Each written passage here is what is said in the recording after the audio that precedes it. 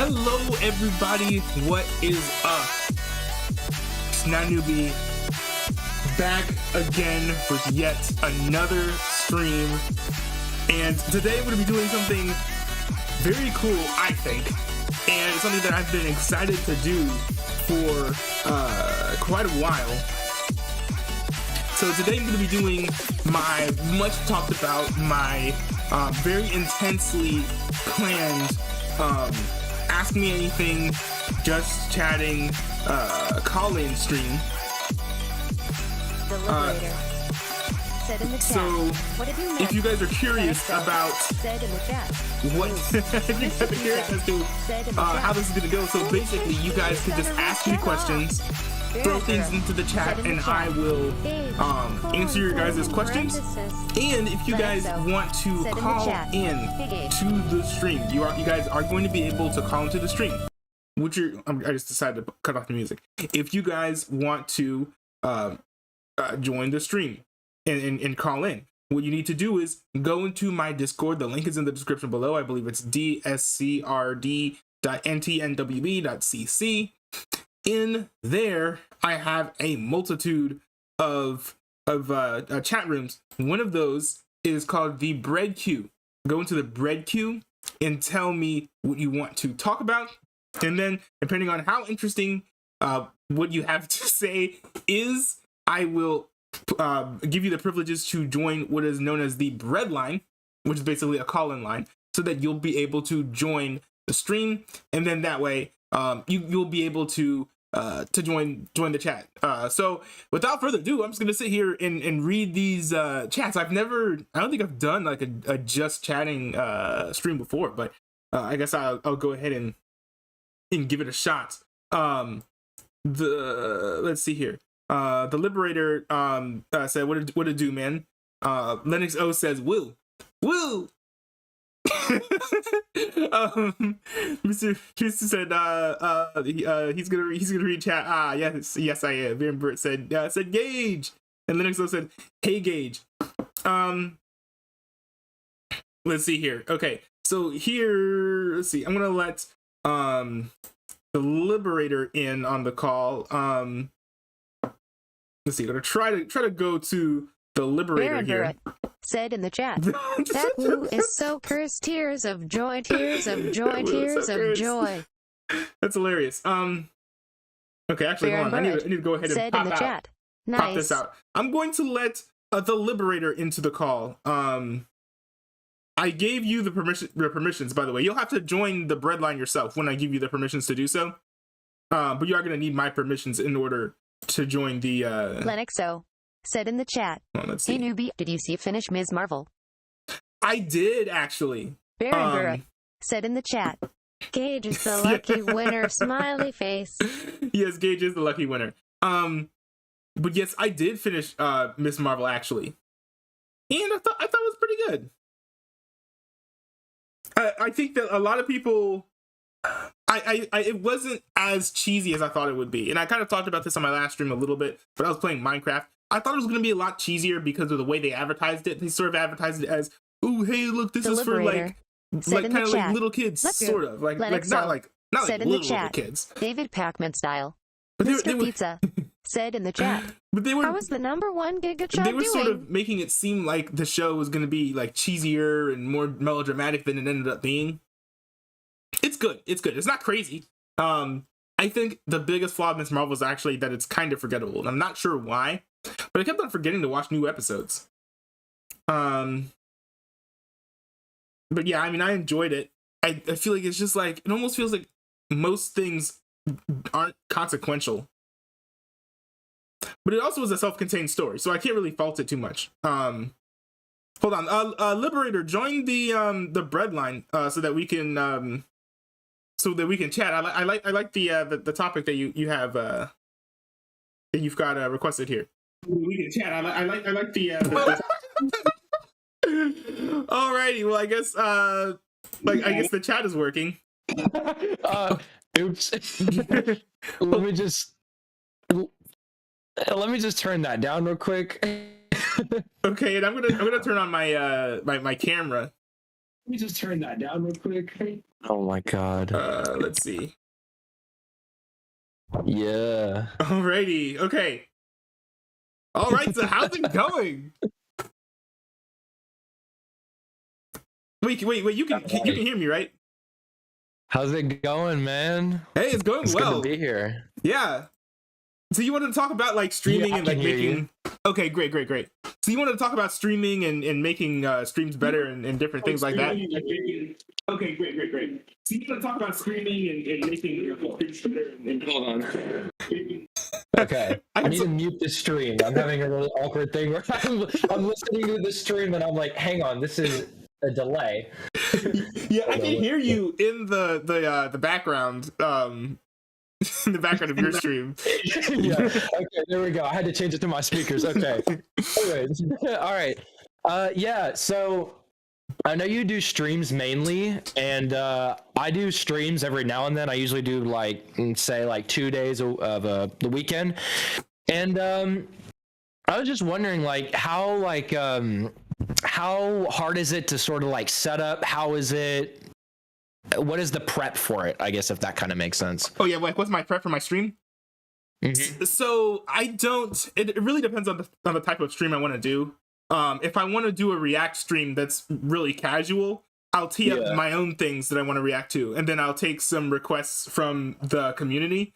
And so if I have time to do that, then I will, especially because I spend a lot of time on YouTube already. So I get an idea of like half the time I'm on YouTube, I'm like, that video looks really interesting. I really want to see it, but I'm gonna wait until I'm streaming and then I'm gonna react to it. So a lot of the things I react to are things that I'm just really interested in. But a lot of times I'm playing Minecraft with my my college friends, and so there's a lot of that.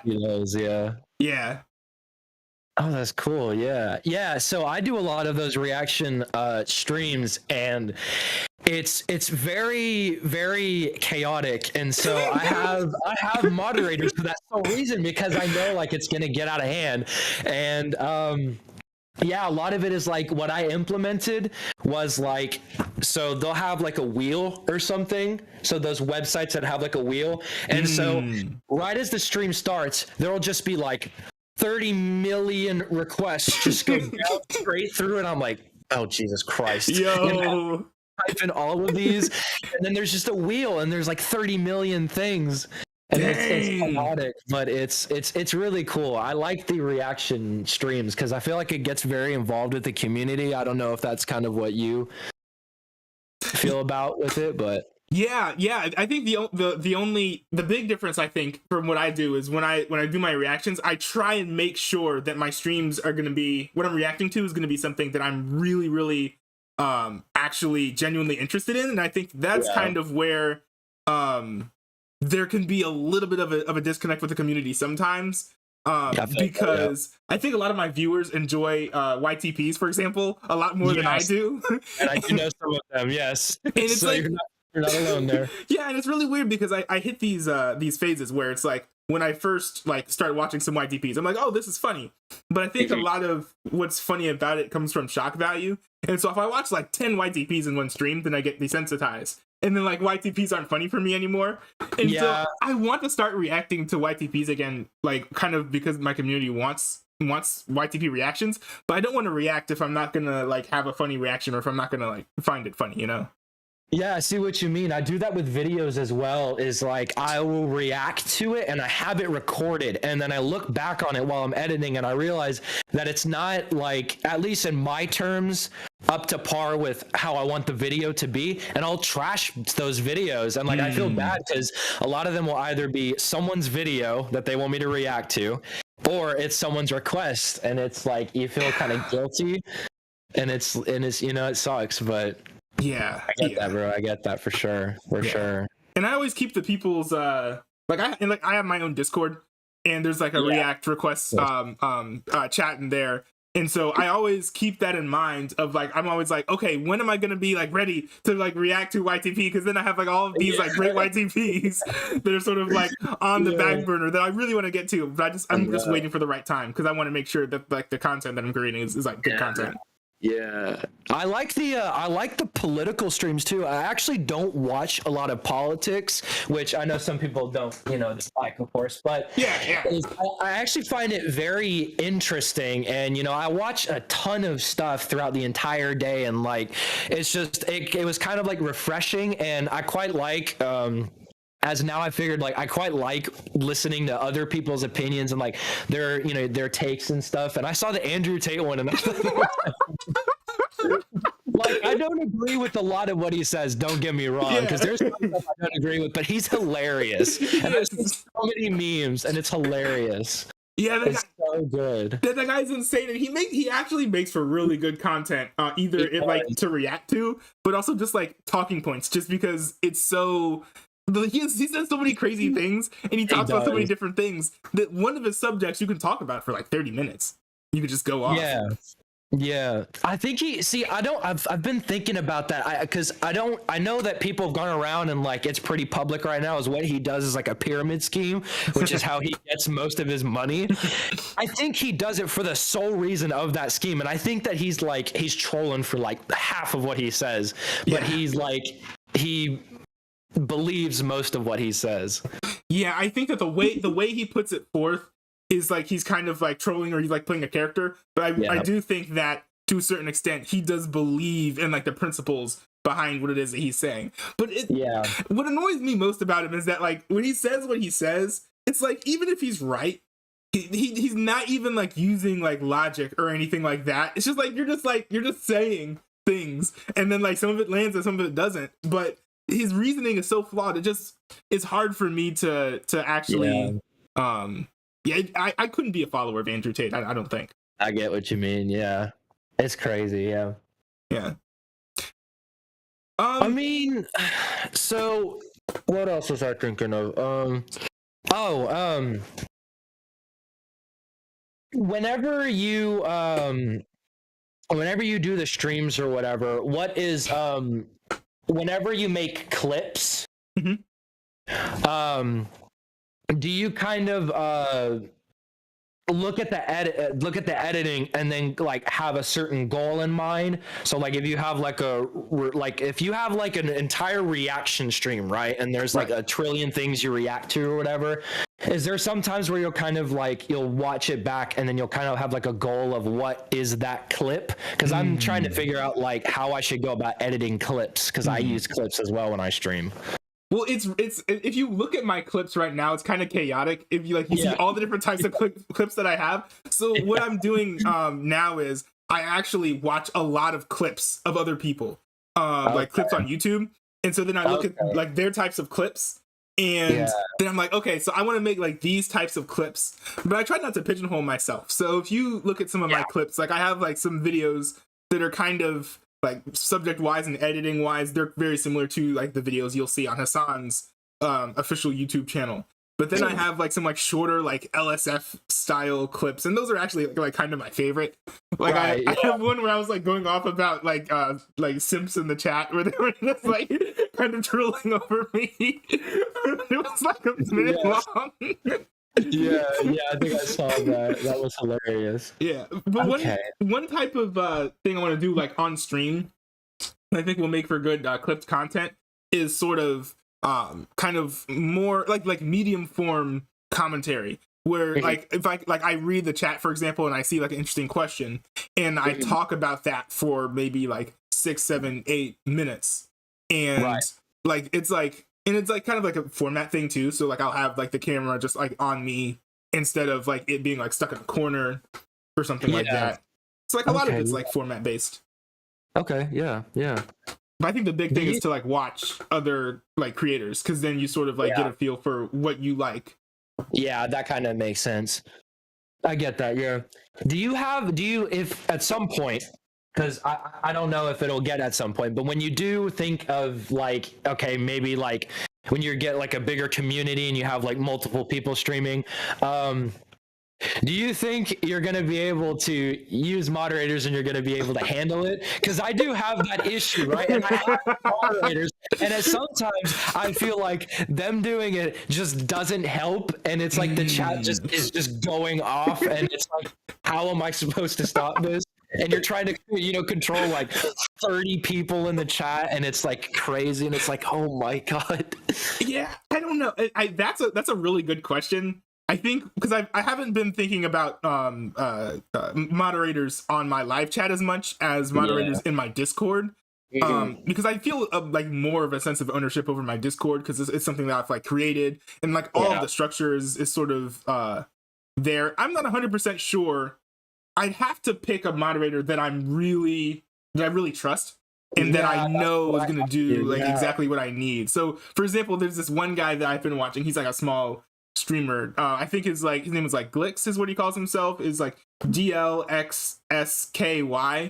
And I was popping into a stream and I was looking at the chat, and the whole time the chat was just like spamming like the N-word, and it was like making him upset. And then the moderators weren't doing anything. And so I was thinking like, well, what's the point of having moderators if like you're not gonna do anything? And you have to have moderators that are gonna like do something if it's gonna make you like that upset.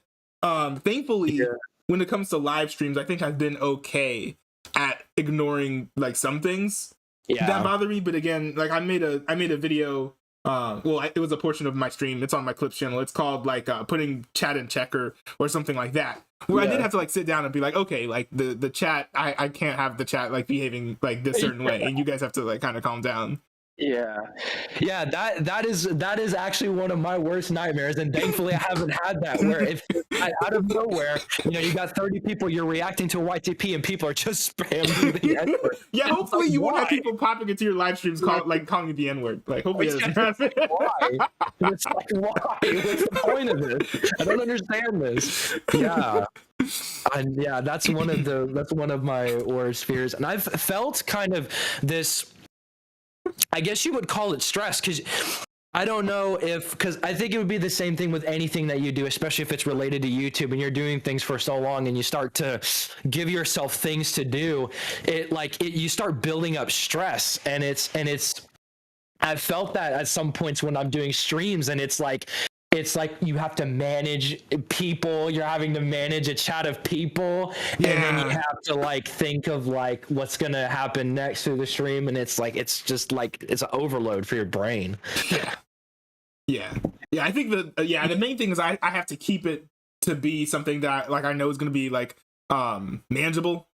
The biggest thing is avoiding burnout, which is something that I'm really trying to like pay attention to. And even like this week, I've streamed like the most this week that I have in like maybe like a month or two, just because I've been so busy with my summer classes that I've been taking. This is like, I think my third stream this week. And I'm like, I was going to do a stream yesterday, but I was like really exhausted.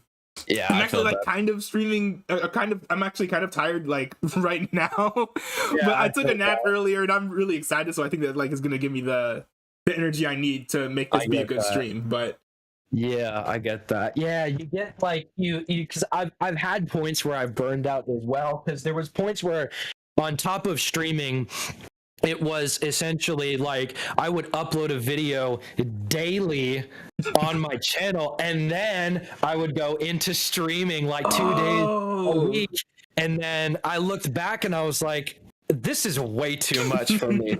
Way too much.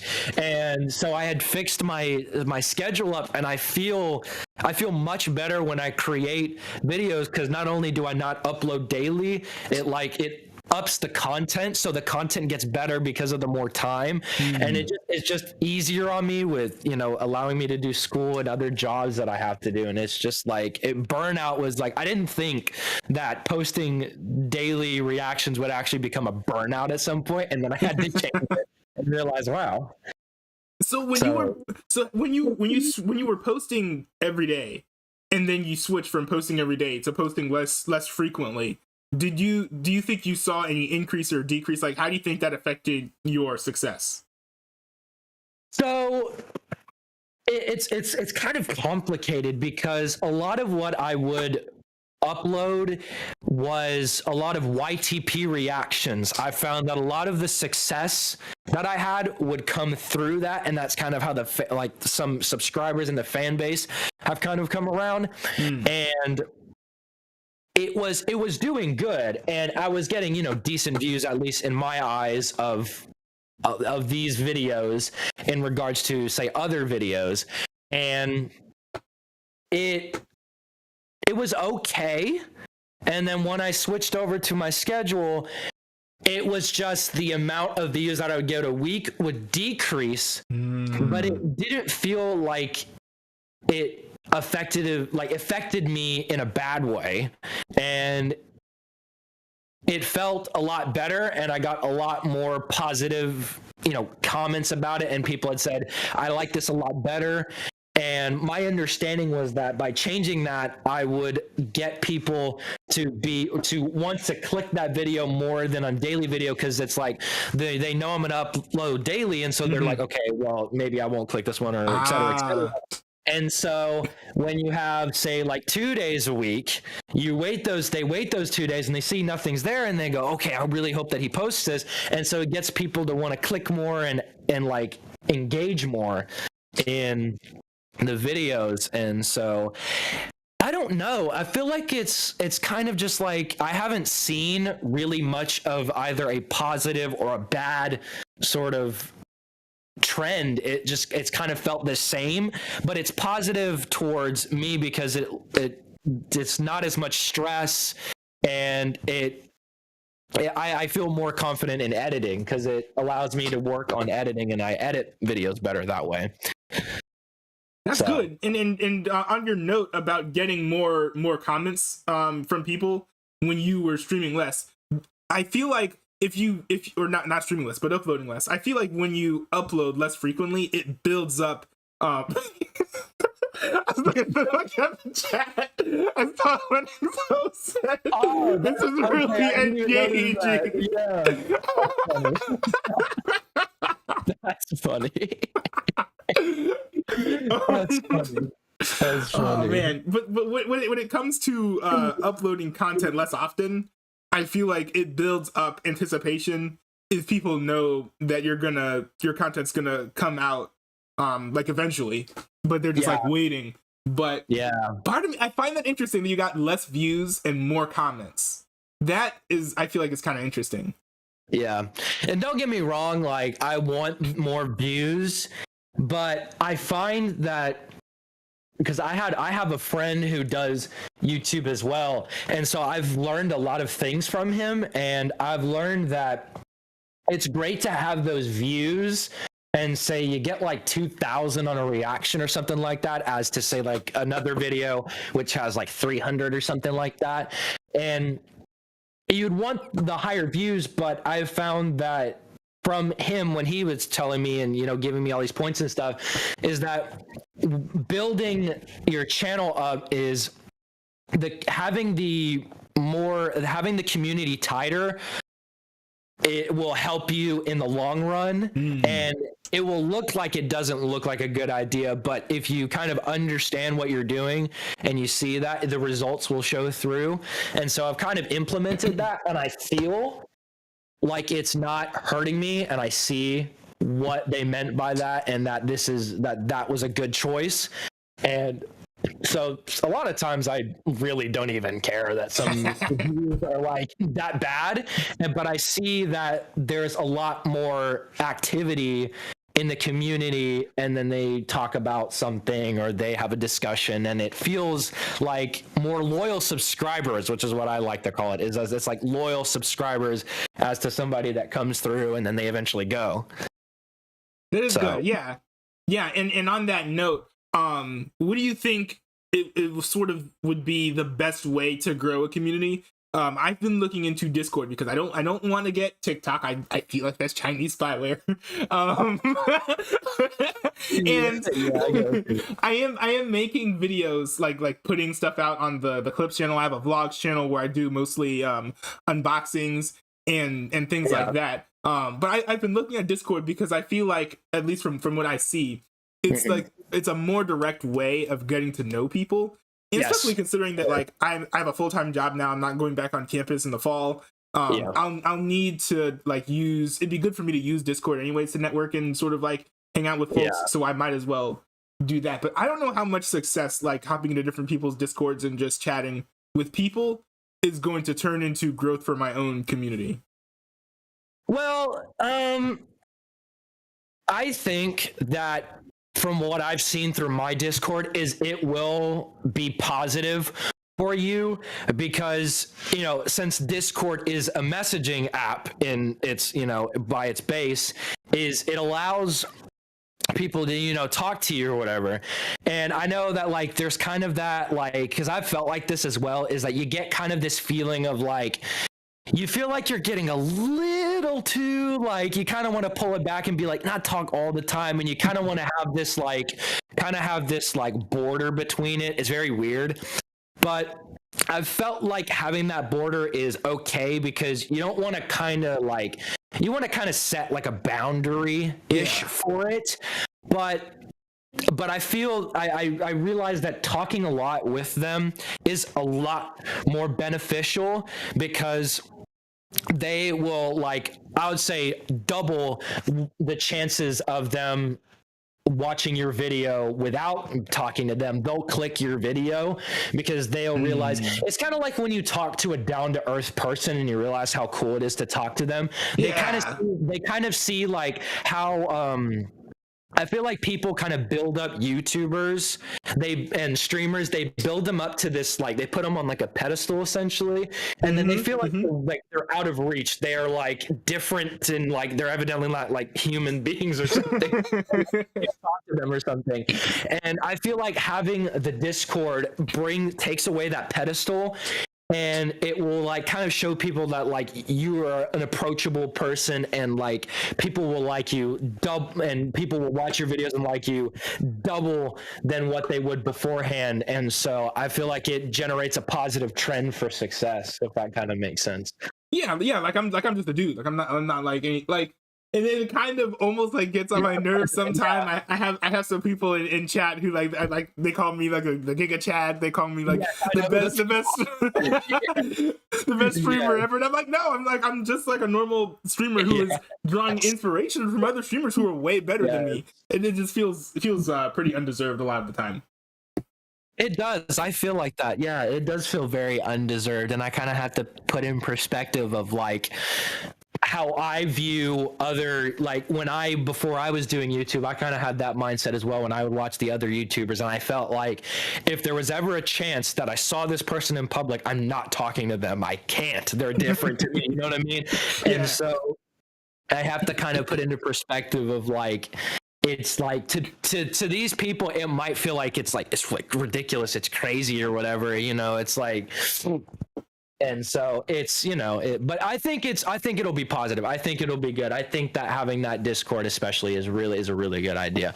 I like the idea of having the call too. Yeah. I don't know if I could do that since like 30 people will join and like, it's like, I don't know how having a queue for people to talk to, how that would really work out. I've kind of thought about that, and it would have to be kind of like, you'd have to set a minimum of like, okay, you have one person at a time. Yeah. You have 30 people queuing up and then you're like, oh my God, I'm not going to get to it by the end of it. Yeah. And I'm nervous about this whole stream because I've been thinking about this. I think this has been like in the works. I've been thinking about it / planning for it for like 3.5 weeks. And this is like pretty much like my first like trial run. And I'm kind of hoping that like some people who have queued up like are not gonna like leave because because like, oh, they're like, oh, I wanted to talk and stuff. And I do want to get to some of my other callers, but there is one thing I want to touch on a little bit. And I feel like when it comes to streaming advice, it is kind of, I feel like it's overdone personally. But it's still an interesting thing to talk about, which is hardware and gear and streaming setups. But I think focusing more on how that is utilized and like what to think about when picking your gear versus you like, oh, just get the Shure SM7B or whatever. How did you? So first of all, what gear did you get? And secondly, what was sort of like going through your mind when you picked like the webcam that you did and the microphone and lighting and the different things? Right. Okay, let me look around here and try to get this pretty quickly. Let's see how I have a lot of gear. Okay, so for the main thing with the microphone is I've had microphones before, and this is probably the best microphone I've seen, at least because of how user friendly it is. This entire setup right now is probably 70% Elgato products and 30% other companies. And so I have I forget what this is. Oh, this is the Wave 3. And this is a USB mic, so it's like you do not have to have all this extra stuff with, say, a condenser mic, which you have to have like this entire phantom power thing. You have to have it's all different. And this one, just you connect to your computer and you make sure that it's on. And I have a stand to go with that. And I use the Stream Deck, the Elgato Stream Deck, and it's the small one, which it does wonders. And I think that for at least, it might be a little bit pricey, but for a stream, I would recommend it 100%. There's so much you can do with it, and it makes things easier. I have, what else do I have? Oh my God, there's so much. Photography lights. And I use those lights, and so I got to have those, and I get to keep those, and so these are my lights. And then I have like a professional camera that I've used, and I was able to get that, and so I have top-notch stuff-ish. But I tell people all the time, like, you don't have to worry about cost. It's about how you execute than what you gather with it. I use an HD60S, and that is for games. So I rarely use that, but I do have that. And then I have this Camlink 4K, which is the only way that I can get that camera to connect. You have a 4K camera? No, I think what it does is it encodes it to 4K, or gives it the ability to have 4K. I do think that one has 4K, but I usually set it in 1080p. And the only way I can use it is because they have a really weird HDMI port. It's really weird. And so I had to buy an adapter on top of then using that, then connecting it, and then finally having a webcam. And I have another webcam just in case. And it's a lot of gear, and then not to mention I have a green screen. And that's really cool. It's a lot. It's kind of excessive, I would think. It's kind of excessive, very pricey. That was kind of the first things that I thought was like, oh my God, how much does this cost? And I found the cost, and I was like, oof, yeah, no. And I feel that. Yes, but I do like the high quality that I have, though, because it allows me to do a lot with it. I do think that it's definitely not necessary, especially when you are just still building your channel. And obviously all YouTubers are going to tell you, like, man, all you need is an iPhone. Like the iPhone can do what a camera can do. You know how crazy that is? Yeah. But then again, it's a whole different thing when it comes to YouTubing versus streaming, because it's not the easiest thing in the world to connect an iPhone to no, yeah. Well, I mean, I guess if you have a Mac now, they did this crazy thing where it's like a top down. Yeah, no, I don't understand how it all works, but that part's kind of cool. I don't either, man. It's crazy. Mr. Pizza says you've kept on knocking over your green screen. Yeah, I've knocked this over a bunch. I don't have a lot of room in this space, and so I've knocked this over before. And I was on a call with him, and I go up, and I just knock this thing over. Oh my goodness! I didn't notice how close it was until you moved your arm back. Is that like literally right behind you? This is how much room I have. Yeah, this is right next to me, and I've hit this before, and I've gotten up and I hit it, and it like crashed into I have like another thing in the back, and it crashed into it. And, my parents are like, "What are you doing?" And I was like, "I accidentally hit it," And so, yeah. Yeah, my parents have said that too, so that's why I've tried to stream earlier than like. yeah, for sure.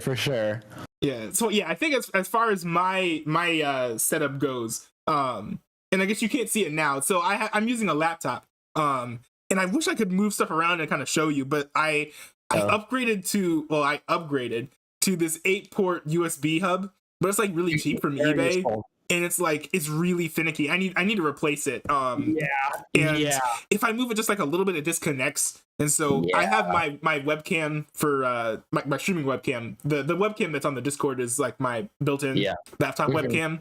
But I have like my streaming webcam and my microphone connected to it, and so I don't want to like mess things up and like ruin the stream.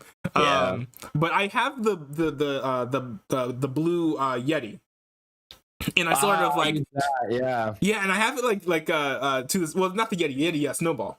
Right. Okay. Yeah. And I like have it like over to the side, so that like you can't see it, but it's still there.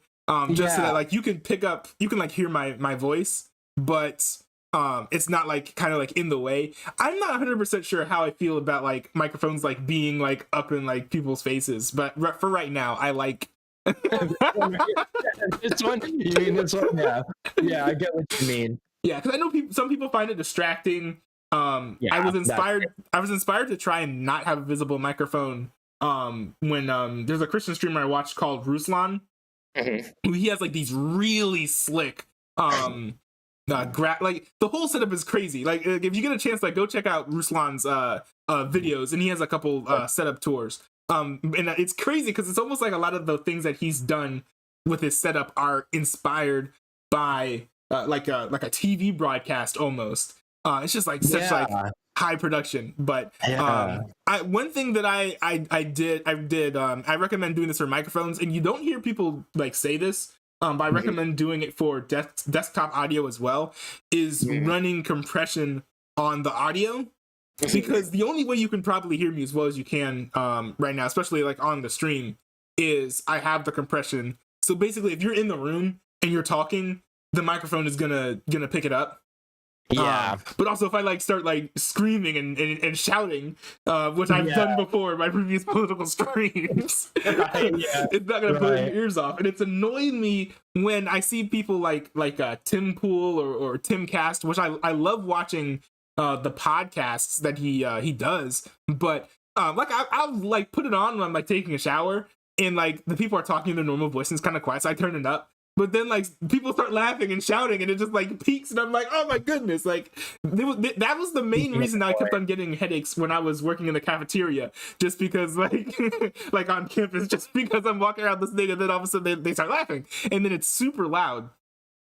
I get that. Yeah, and then on like the audio, the desktop audio side, I think I've never heard of anyone else doing this, but I've decided to put compression on my desktop audio because I kept on reacting to things that were quiet and it was hard to hear. And I'd go back to edit the clip and I'm like, I can't actually hear anything. Yes, I've actually had that before. Yeah, and I go back on the clip because it records it. When you record it, it records into one audio channel, and you can't get it separated. And so I will be like 10 times louder than the video, and you listen back to it, and you're like, you can't hear it. And it's like you have to bump it up, and then it's like it's all kinds of I feel that. And there are even times where I'm like, oh, I don't know, is this gonna be like too quiet for like my well, there are things where it's like it's too quiet for me. But I already know that the audience is gonna hear it, so like I'm not like worried about that. Yeah. Well, I know I have some folks waiting who wanna jump into the. I'm taking too much of your time. Yeah, jump into the breadline. So for sure, they definitely want to talk. I know that. Yeah, but thanks for tuning in and for calling. Absolutely, man. All right. Oh, hold on. Alrighty. Let's see. So let me. Go here. All right. So we have Mr. Pizza. Are you still here? Because if so, I will let you into the. Oh, you already have the right privileges. Okay. Mr. Pizza, go ahead and join the bread line. Because I kind of like your topic. I see that you added me, and I like the. Like Giga Chad, what's up? What's hey, what is up? Hold on, give me 1 second. Let me turn my camera on so we don't have to look at my questionable profile picture. Okay, we're gonna ignore that. Just gonna ignore that. Okay, here we go. No, I'm not ready for the smoke. I'm not ready for the controversy that it's gonna bring. Hey, we got the big bed frame. Y'all already know. Y'all know. You know. Did you upgrade your webcam? No. Because it looks kind of better. I feel like it's just because it's dark in the room and I have a bright light. I think that's why. Yeah, it's weird how much like having like the area in general dark, but then also like lighting it intentionally works a lot better. Like I was showing, I was at a family function. I was showing some like cousins and stuff clips from my stream, and one of them had this lighting, but I also have a lamp over there that was sort of like lighting up the whole room. And so they were looking at it and they were like, oh, like your video, like it looks like it could use some work. But then when I went back and watched my videos with that lamp off, I was like, oh, well, that actually kind of messed things up and added a bunch of noise and things. So because how it is for me, like with my lighting, is that like my setup, as you've probably seen from when I showed you an image of my setup one time, is like my main setup is like kind of in the corner, and then there's a dresser with a big lamp on it, and that's my source of light because there's no room to put another one.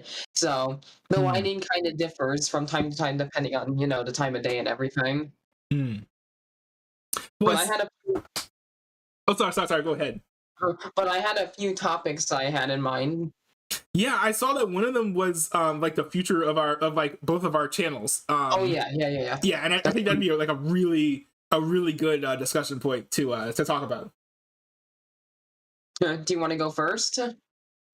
Yeah, so I think is this going to be a thing where you wanted to talk about the future of my channel and like kind of like vice versa, or Right. you wanted to kind of have a forum where we both could talk about where we think our own content's like going? both of us, like both where we think we're gonna take our content.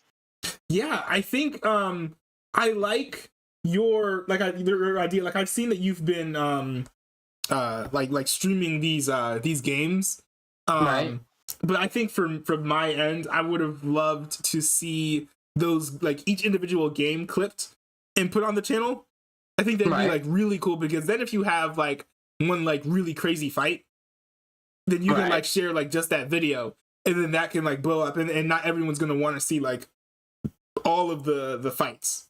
Right, was this regarding my PWS stream? Yeah. All right, so PWS, like, it kind of follows, like, being a wrestling show thing, follows, like, its own story and everything.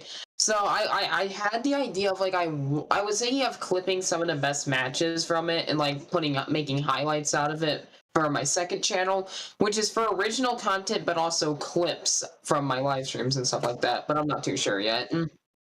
Yeah. And I think another thing that I noticed is that you seemed, like in multiple occasions over the past month, 2 months, you seemed a little bit unsure about your like potential for success in like the YouTube scene right now, specifically when it comes to your YTP reactions. Are you feeling like they're stagnant and you don't think that there's like a potential for growth, and you need to pivot to something else, and that's why you're doing things like the PWS stream? Or do you think that there's a way that you can do your reactions in a way that they're a bit more appealing to people, and then you can gain more growth doing something similar to what it was you were doing before? Well, when it comes to reactions, I don't think I'm at any stagnant with reactors or anything. PWS is just a fun thing that I have to do. It's not like something that the whole community is on. But PWS is just like a wrestling show. Because I've watched like a lot of other, YouTubers that do custom superstar wrestling shows on WWE games. And I wanted to make my own. So that's where I just went from that. Like, it's not meant for growth or anything. It's just completely for fun. I guess my whole channel is at this point too. But that's a different story. That's good. And that's good. Yeah, I do, because I do remember you. I think you made a couple of community posts where you were like, I don't know, like about like the future of my channel, and you seemed a little bit less optimistic than you do now. Yeah, well, I feel like part of that reason was just kind of brought me into a topic of like burnout and everything that I also wanted to talk about. Like, you know how burnout affects everybody. Yeah. As a content creator, you lose motivation and stuff like that. And I feel like that's kind of happening to me just a little bit. But I feel like my burnout is more or less my intense workouts that I do instead, more or less than videos. But videos too, because there was at one point in my channel where I released 60 videos in 1 month. That was 2 How did you do that? What? It was 2 daily videos. So we're talking like 60 videos in that 1 month. Like, Goodness. It's weird. I was able to do that, but now if I try to do daily stuff, I just can't do daily. I just don't feel like, it's one of those things where I feel like, it's like, I want to have the energy to do some of these reactions because when you don't have energy, it really like doesn't always work out, and it can produce some really, really bad videos. Yeah. And that's actually kind of one thing that I wanted to touch on, because like in the last caller, the Liberator, he had mentioned how he like he also used to like post like every single day, and then stopped and noticed that he didn't get as many views, but he got more comments. Did you see something similar? Because you also used to post every day. You actually used to post twice every day, and then you stopped. Oh yeah, like that's true. Like, Oh yeah, the Liberator's over here in the chat. He's like, he said he did 2 videos in one day. yeah. Yeah, so like how Gage was saying, like how he noticed more comments, right, on everything. He noticed more comments when he didn't post daily. See, for myself, it's a little bit different. Like, I don't notice more comments. What I notice when I don't post daily videos is that subscriber growth just like it just goes up and up and up when I'm not posting daily. It's a really weird effect. That is crazy. Really weird because you know, everybody that says how to grow your channel is just like, oh yeah, you have to be consistent. You have to post daily if you want to grow. But I also notice that not being always like super consistent, it also helps as well, because a bit of a break in the content and stuff like that. Yeah. I didn't even think about that, because kind of the way I see it, you can have, and I guess maybe I'm thinking too far ahead because I'm not like even close to that point. But part of me is like, you can be a really big or like even like a considerable size content creator and not have like the subscribers, but you just have like the views. I guess it depends on what your goal is too. And I guess I didn't really think about how that would affect like your subscriber count. That's crazy. It's pretty crazy. I feel like if when it comes to like growing on YouTube, it's so weird right now. Like, you know how YouTube is, you know? The algorithm is always changing and stuff like that. I do notice that, like, when it comes to being a reaction channel, you tend, like, I feel like reaction channels work like this. It's like, probably will get more views than you will subscribers. But if you do gaming videos, you're not only going to get the views, but you're probably going to get more subs from gaming videos, right? Yeah, and it's tough because I really want to get into making gaming videos, where, you know, I do my gaming streams and then I clip it up and edit it. But the tough thing is, for me, editing reactions or editing like commentary is not nearly as hard as editing like Minecraft gameplay, just because first of all, the streams are so long, and then I'm working on these like goals and things over like long periods of time. Like, I've been building this massive cobblestone structure in the Car 3 SMP off and on for like 2 months. If I was gonna make a video about me building that structure, I have to compile like streams from like all of those months, which would be kind of insane. So I still have to figure out how to do those gaming videos and how to do that editing. Right. Yeah, true. Because oh yeah, I know that as well. Like when it comes to content, right? Like reaction videos. Oh yeah, like reactions are a lot easier to edit. I feel like, especially like when you have like certain editors that can do certain things that others can't. It's just like, okay, this makes it easier. Yeah. And there are times where like reaction videos can be heavily edited if you want to. It's one of those things where you just gotta feel like, do you want to do that? Do you not want to do that? You know. But gaming videos, I will say, are a lot harder to edit, especially depending on what route you want to go. Yeah. Well, I guess it depends. Like, I mean, if you want to do longer form gaming content, like kind of like what Jacksepticeye does, like more like longer form content, or at least what he did back in the day, it was more focused on gameplay than it was on editing. But if you want to focus more on editing than gameplay, which I probably wouldn't recommend doing all that much. Right. I mean, editing is nice, but gameplay, you know? Yeah, and I think that like, and I think that with like that's why I want to do more with like the GigaChad channel. I just have to go and segment the different streams and clips and figure out exactly what to throw up there. But I do like that sort of being like the channel for my long form content. But I'm trying to be conscious too of when I make my streaming and making content that's easy for me to edit, because if it's gonna make me be way more burned out if, like, let's say I'm like, okay, I'm gonna be posting like, because like right now I post like 3 clips a week, but a lot of it's reaction. Not bad at all. Yeah, but a lot of it's like reaction, a lot of it's commentary. But like, imagine if I was like, okay, I'm gonna post like 3 20-minute long Minecraft videos a week. That would take me like a lot of time. Like, to edit one Minecraft video, I think would probably take me as much time as it takes for me to edit like 2 weeks worth of clips. True. I Right get that. now. Like, especially that, like, considering like your Minecraft stuff, it doesn't feel like too much of a series, you know? Because everything, like, even from the very first Minecraft stream that you ever posted to the streams channel, you could tell this just like, okay, you've been doing this with your friends for a very long time. Yeah. It's like you've never made a full play-by-play series, so that in a way. Now, so I guess the clips, like clips wise for Minecraft stuff, it's more like funny moment clips that happen from it because, you know, it's not a full Let's Play series. Right. But you could do a Let's Play series on a new world if you wanted to go that direction. Yeah, and one thing that I think is important to sort of like be at peace with when streaming is not every single thing that you stream is going to make for a video or make for a clip. So That's there's true. like that side of it. And it's great to have content that is like good for streaming, but maybe not good for clips, but that's okay because you're going to Right. need those viewers in your streams to then go and watch your clips and your videos later.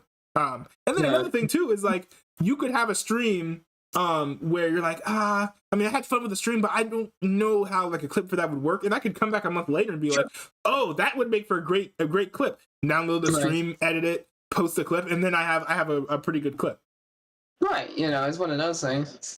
Another thing I wanted to talk about was like kind of like, you know, the setup progression of both of us, like how our setups have progressed from how we started doing YouTube to where we are now. Yeah. Oh my goodness, because that's a really good question. Because if you go back to my oldest YouTube videos, I didn't even really focus on like shooting and recording. I did a lot of edits. So I would make fan trailers. I was a big fan of Lego Hero Factory at the time. Right, yeah, So not a new YouTube channel. Like you did a lot of edits and fan trailers, which you should probably do more of. yeah. I especially since, you know, like here and there, I come up with different ideas. And you know, I've bought like all of like Mr. Robot now. So if I wanted to do a Mr. Robot trailer, again, that'd be like something that'd be kind of feasible. But yeah, I just started like YouTube making videos and like edits for fun. And then I can't remember where it was exactly when I started shooting vlogs. I think it was, I have a side project that's DJ Sodacan, which is kind of Right. dormant right now. Where I did like a mixture of like DJing and making mashups. And I used to be like, yeah, that's like And yeah, and so I was really active on SoundCloud, but then I kind of pivoted to YouTube a little bit with like a vlog series, and that's kind of when I really like started like recording like myself.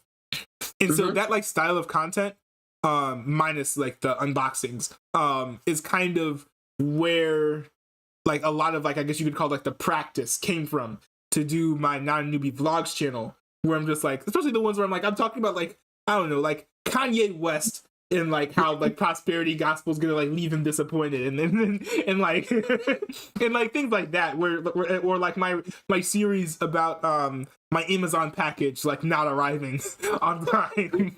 That's fun series, I will say. I really did enjoy that series. Yeah, and so Awesome. like Three. I guess my phone doesn't really count as a setup, but once I started like actually streaming, I was streaming with this same old laptop about a year ago actually, and I had a an old gaming headset that my brother like doesn't use anymore. And I mean, and that was it. It worked. I think that what carried at that point was just my content and not the fidelity of my microphone or like the quality of my camera. And I think at the end of the day, really, and people don't like understand this as much, it's really about what you do on stream that matters more than like how your camera looks, how flashy everything is. Right. Because like if you were like Ninja and you got like the Red Bull Studio and then you just went like this, and that's like all you did, and that's like all you did, no one would watch. True. Yeah. But I think that Setups the are progression, interesting. yeah, I think to kind of like, I think the progression of my setup has been natural because I'm not trying to just like throw tons of money into my streams because I want to like be a have a mixture of investing money into my streams, but also investing effort, ideas, and time into my streams. Also, shout out to VK who came in from I don't know how to say it. Is it Glix? Glixky's stream. Oh, that's cool. I didn't know that anyone would Oh, actually you watch were my. talking about that person, right? You were talking about them earlier. Yeah. Glitz is a pretty good streamer. He's pretty fun to watch. He That's streams why a lot his of chat FIFA. using the N-word. Yeah. Oh yeah, his chat was wild. And the crazy thing was, I was watching a stream for like 30 minutes, and people were just like spamming the N-word, and I was like the only person basically who was like defending him and being like, "Yo, like you guys need to stop it." And so I feel like Horrible. that might have made me stand out in the chat. I don't know. People are interesting.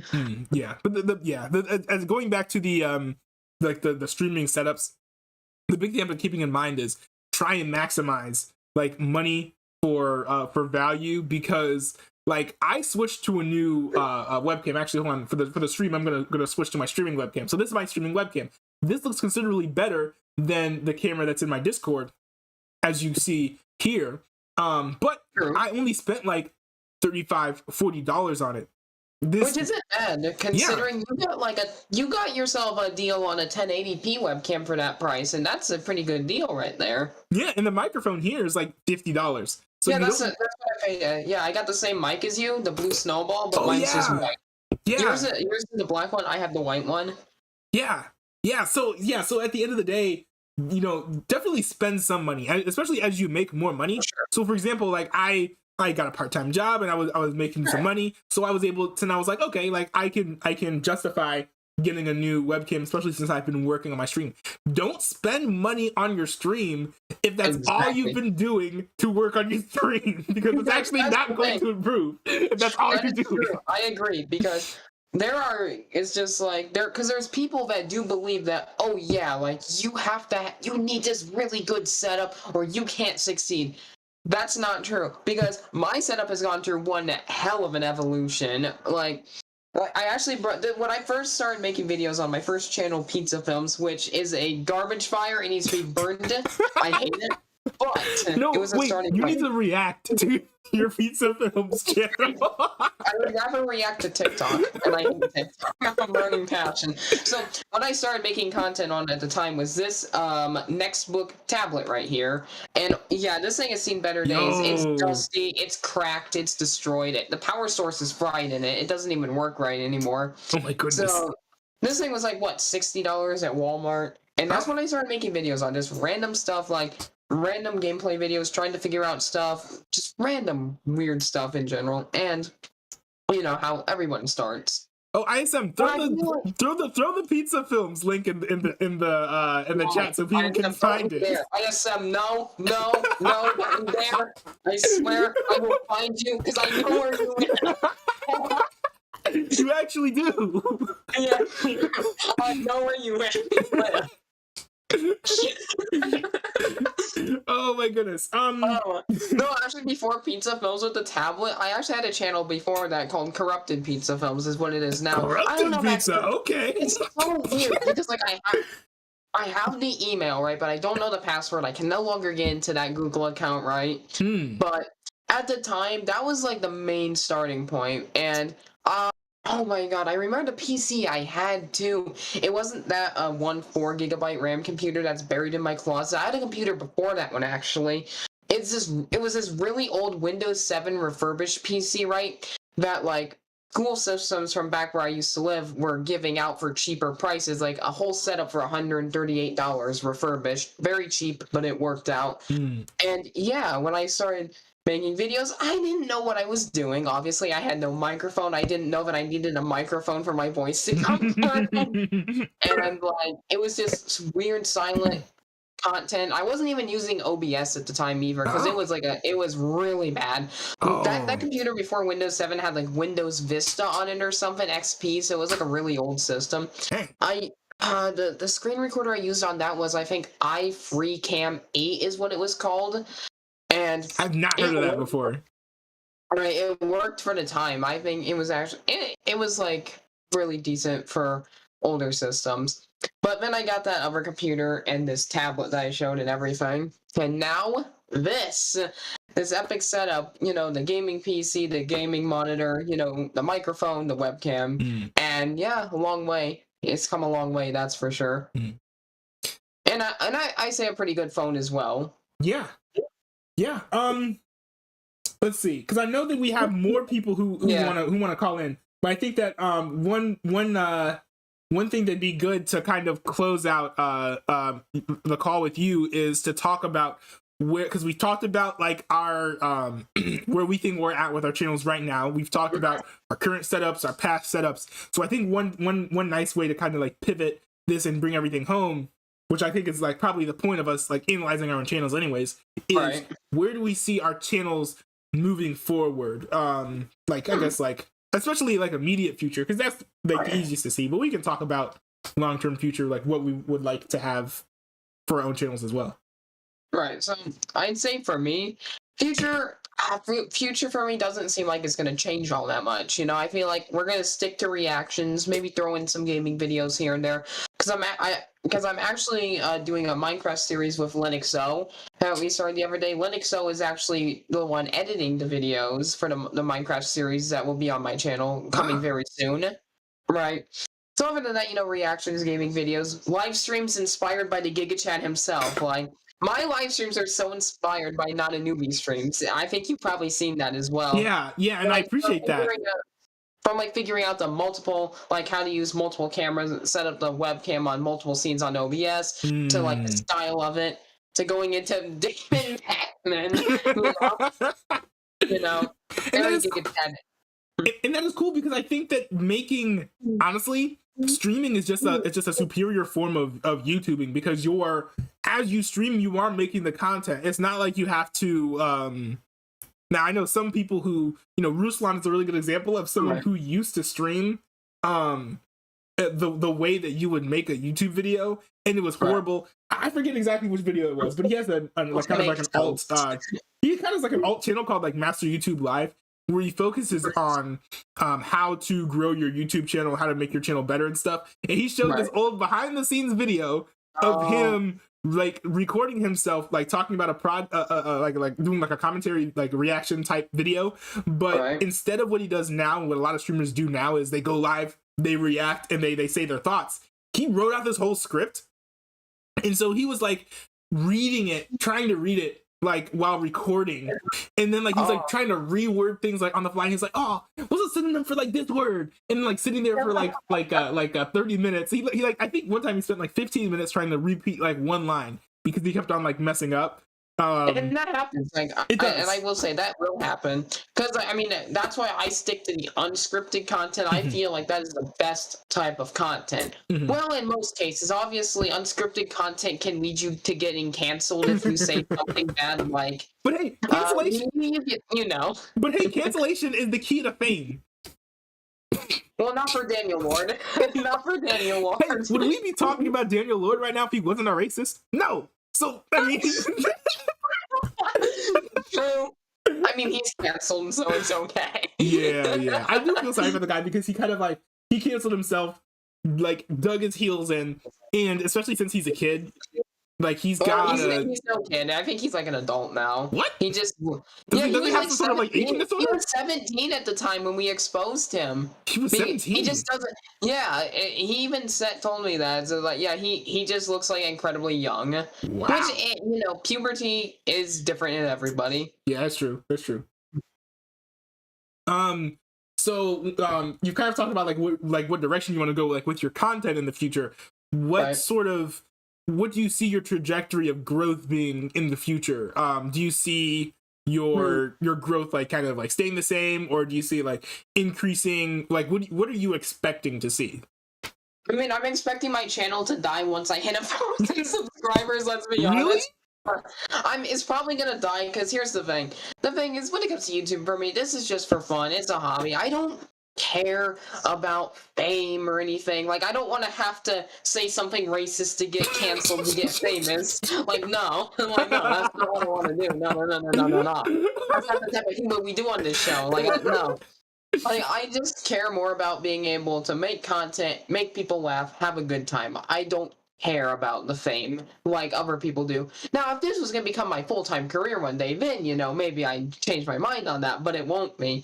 Yeah. Do I consider myself maybe monetizing my channel when I'm getting enough views to make some extra money on the side? Sure. I mean, why not? Yeah. Because when you first start out monetizing your channel, it's just an allowance. Let's be real. Yeah.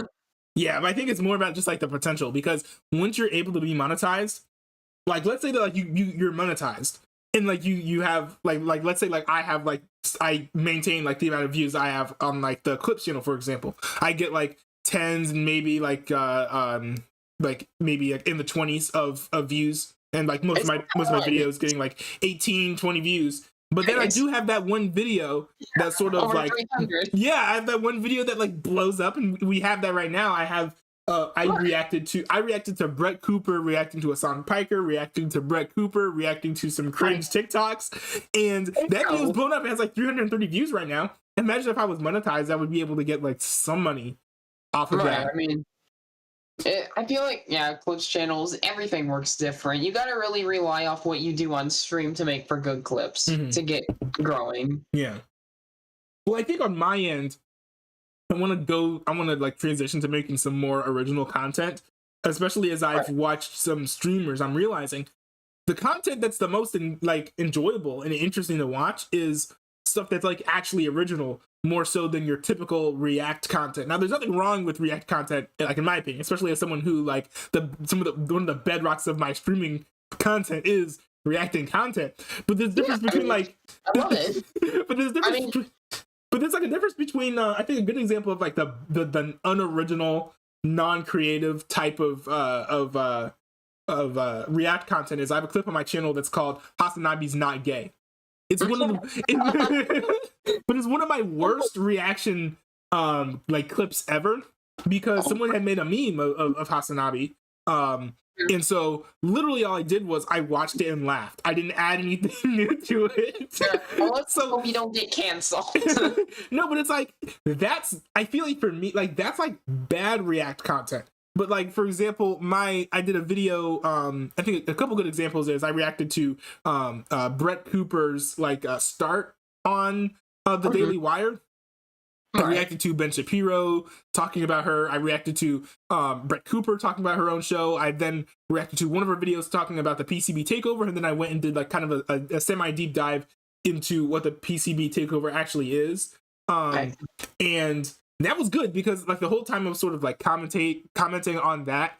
I have another video that's up that I think is actually probably my best like React content video right now, even though it only has 30 views, which is my video reacting to different people reacting to Roe v. Wade, particularly because there's a part where Pokimane had this tweet that I didn't agree with politically, and so I like every byline I sort of broke down what the actual pro-life stance is on all these things, or like why we hold the positions that we do, and why it's not necessarily just that we don't care about life, but it's that we're trying to be strategic and have a society that will cause people to thrive once they are born, even if it doesn't seem like from the outset that that's what would happen. Like it doesn't like make sense at first when you think about like how things go down, like that, and that's like kind of like the whole screed that I went down, and that all of that is my idea. It's like my opinion, and so that's original content. If you can marry your ideas and thoughts about things with trending people and trending topics, then that is like a really good thing of like, hey, people are going to be following this trending thing, coming into my content, but I'm not just like writing that content. I'm actually adding something new to that. So like, I'm like, for instance, when it comes to like hopping on trends, be Hasanabi, don't be Aiden Ross when it comes to Andrew Tate, for example. So Aiden Ross just has Andrew Tate on his streams, and yes, he uses his Discord as a venue for Andrew Tate to talk to people but when it's just the two of them, Aiden Ross is basically just like buddy, agreeing with everything that he says and not really adding anything to what Andrew Tate's saying. Meanwhile, Hasanabi hops on the stream and like has like a substantive debate, brings up different points and brings his own unique point of view. And I think that is sort of a good way to approach a trending thing. Sure. I mean, I guess you just like laughing at a video about like gay Hasanabi or whatever. I guess it's better if it like this. What are this is Daniel Lord, and today we'll be reacting to near-death experience. I No, guess but, like- reacting to gay Hasanami animations is better than, reacting, I guess Yeah, laughing at like, something if I had- that is better. No, so like if I had to if I had to go back again and like redo that reaction, I would have talked about how like when I watch like Hasanabi streams, like there are like some interesting things where it's like, oh, like in the clip Hasanabi said, like that was edited, it's like an animation, but in the clip Hasanabi says like, oh, like I'm like not gay, obviously, but then like I could pause and be like, wait a minute, hold on, like your best friend is like one of your best friend streamers is like gay, and you guys are like hugging each other all the time, you're always having people come to your house and like paint your nails, you have like all of these like really attractive girls come on your streams at your house, and then you're always like rebuffing like their advancers, like there is actually like something that I could have added to the content that's already there, but instead I just laughed and kept it pushing. Hey, but like I said, I guess you just laughing at like gay Hasanabi animations. I mean, it would be better. I mean, it's better than Daniel Lord saying he's gonna be reacting to near-death experiences. So I mean, Yeah. at least you didn't do that. And you have to use common sense. Like I think that like there's the video Yeah, that for I did with where I reacted to the Shrek YTP, where I watched half of it, I laughed, I said this is too much, and I stopped it. Okay, That's but- different because that does add something, That because was it's funny. me. It's funny. It adds something Because because it's me saying this is too much for me. I am done, Yeah, which is you different just than me think just that laughing and being like, you're- and like, Because the thing is with that, you just laughed and you're like, this is like so gross. Like you added to it by not finishing it, but you gave a good reaction. I mean, it's one of the best not a newbie moments. Yeah, I agree. Let's see. Well, I know that Yeah, I should probably hop off. Yeah. People are probably getting bored of me. yeah, well, I know that we have another person who wants to call. Like, I don't think anyone's getting bored of you. This is actually a really good conversation. And the next time I do one of these streams, you should definitely hop on again. Well, I mean, it's not often I get to chat one-on-one with Giga Chat. It's not very often. Yeah, true. But I'm glad I kind of carved this time out so like we could do something like this. This is cool. All right, well, I will be hopping off. Yeah. And see ya. See ya. Oh my goodness. Okay. Thank you. All right. I want to go and read some of your guys' chats before I add somebody else from the stream. But I do see you guys. Mini Wheat is ISM, right? I think I'm gonna go to. Actually, hold on. Let me see. Let me go here because there was somebody else earlier on. Baron Barrett. If you're still watching, actually, I wanna have you on. You're actually the first person who came in, and I forgot to let you in. I'm sorry about that. Mr. Pizza said in the chat, sorry for taking up 7 rows in the stream. No, that's fine. It was a great call. And I really enjoyed having you on my stream here. So I want to pay more attention to VK here. VK is a guy who's in Glixie's Discord server. If you don't know who Glixie is a really cool streamer. It's GLXSKY. I think he's almost at 5,000 subscribers. He streams a lot of FIFA, but he streamed other games before. I saw him streaming Lego Indiana Jones once. He said he came here from Glixie's stream and saw my clip from the Discord self promo on Glixie's server. That's cool. And yeah, his chat is wild for sure.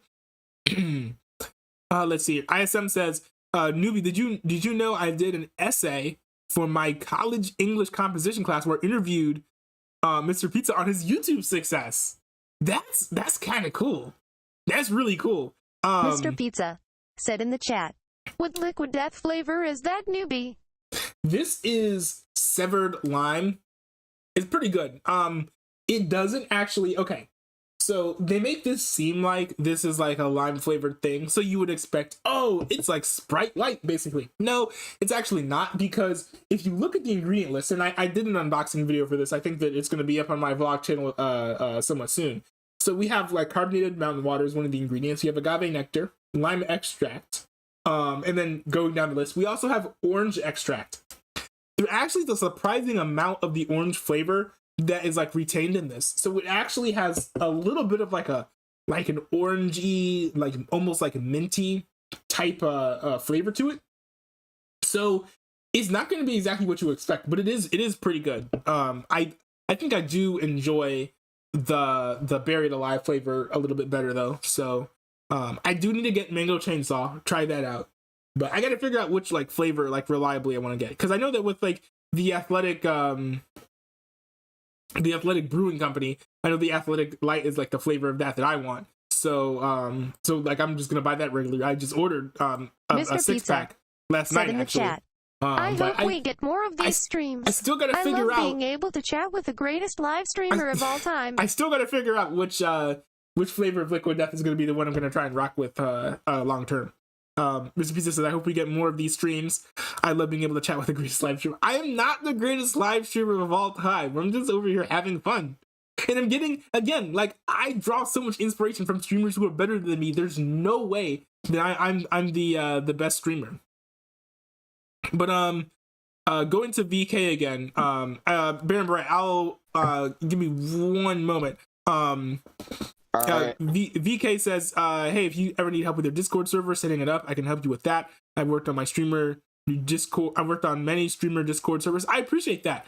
I have a bot that I haven't really been able to get working on my Discord that's supposed to announce when I go live, and now that I remember it, I had meant to put in the link to this stream in my Discord, and I forgot to do that. But my bot hasn't been working, so if you could help with that, I would appreciate it. But I don't want to overcomplicate my Discord server and throw in a bunch of random bots and have like a radio channel and stuff, because I feel like that like there's a difference between having like a good Discord server and having a complicated Discord server that's like drowning in all of these like crazy features that are really unnecessary.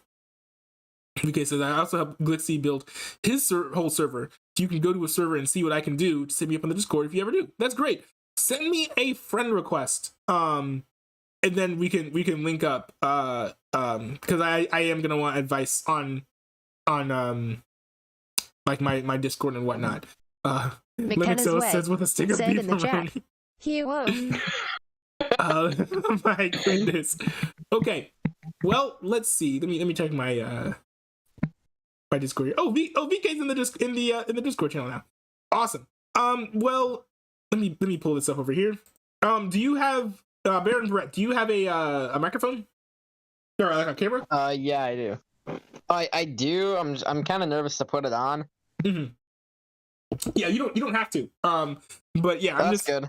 Yeah, I'm just trying to figure out if I should put the camera on or not, because I have two different views right Mr. now. Pizza So I have like said in the my chat. whole This is what I mean when the Hold on, let me streams are see. #hijacked. You already know So I it will have be the most my- giga stream of all time. I have like this view right here. If you guys are watching the stream, you can see it, where this is like sort of like my Discord view.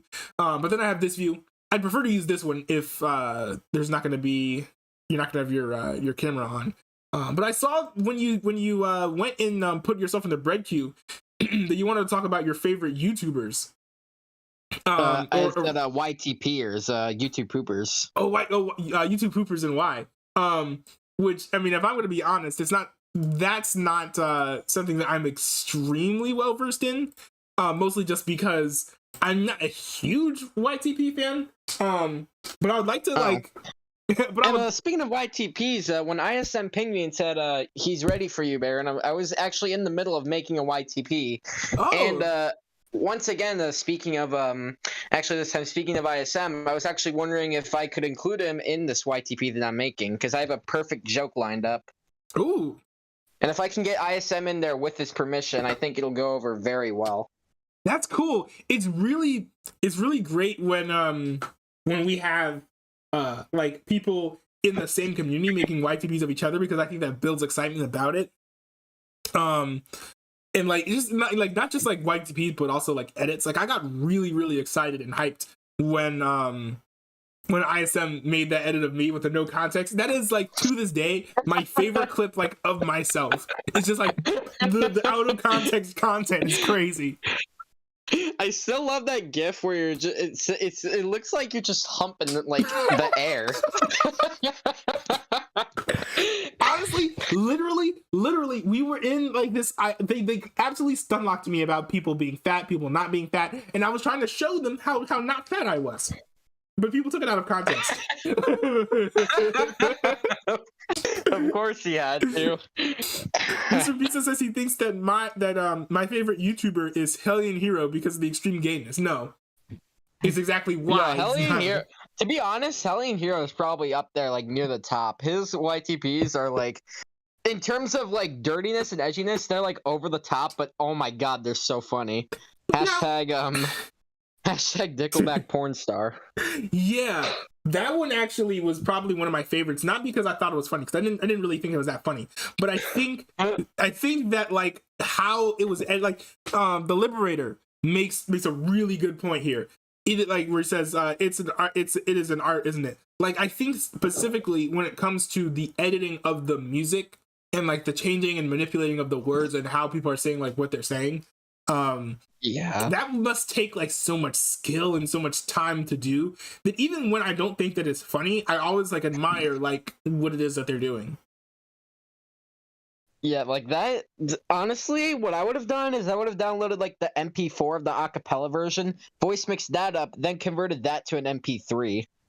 Yeah, but it's not just that, because you have to manipulate it so that they're saying like what you want them to say.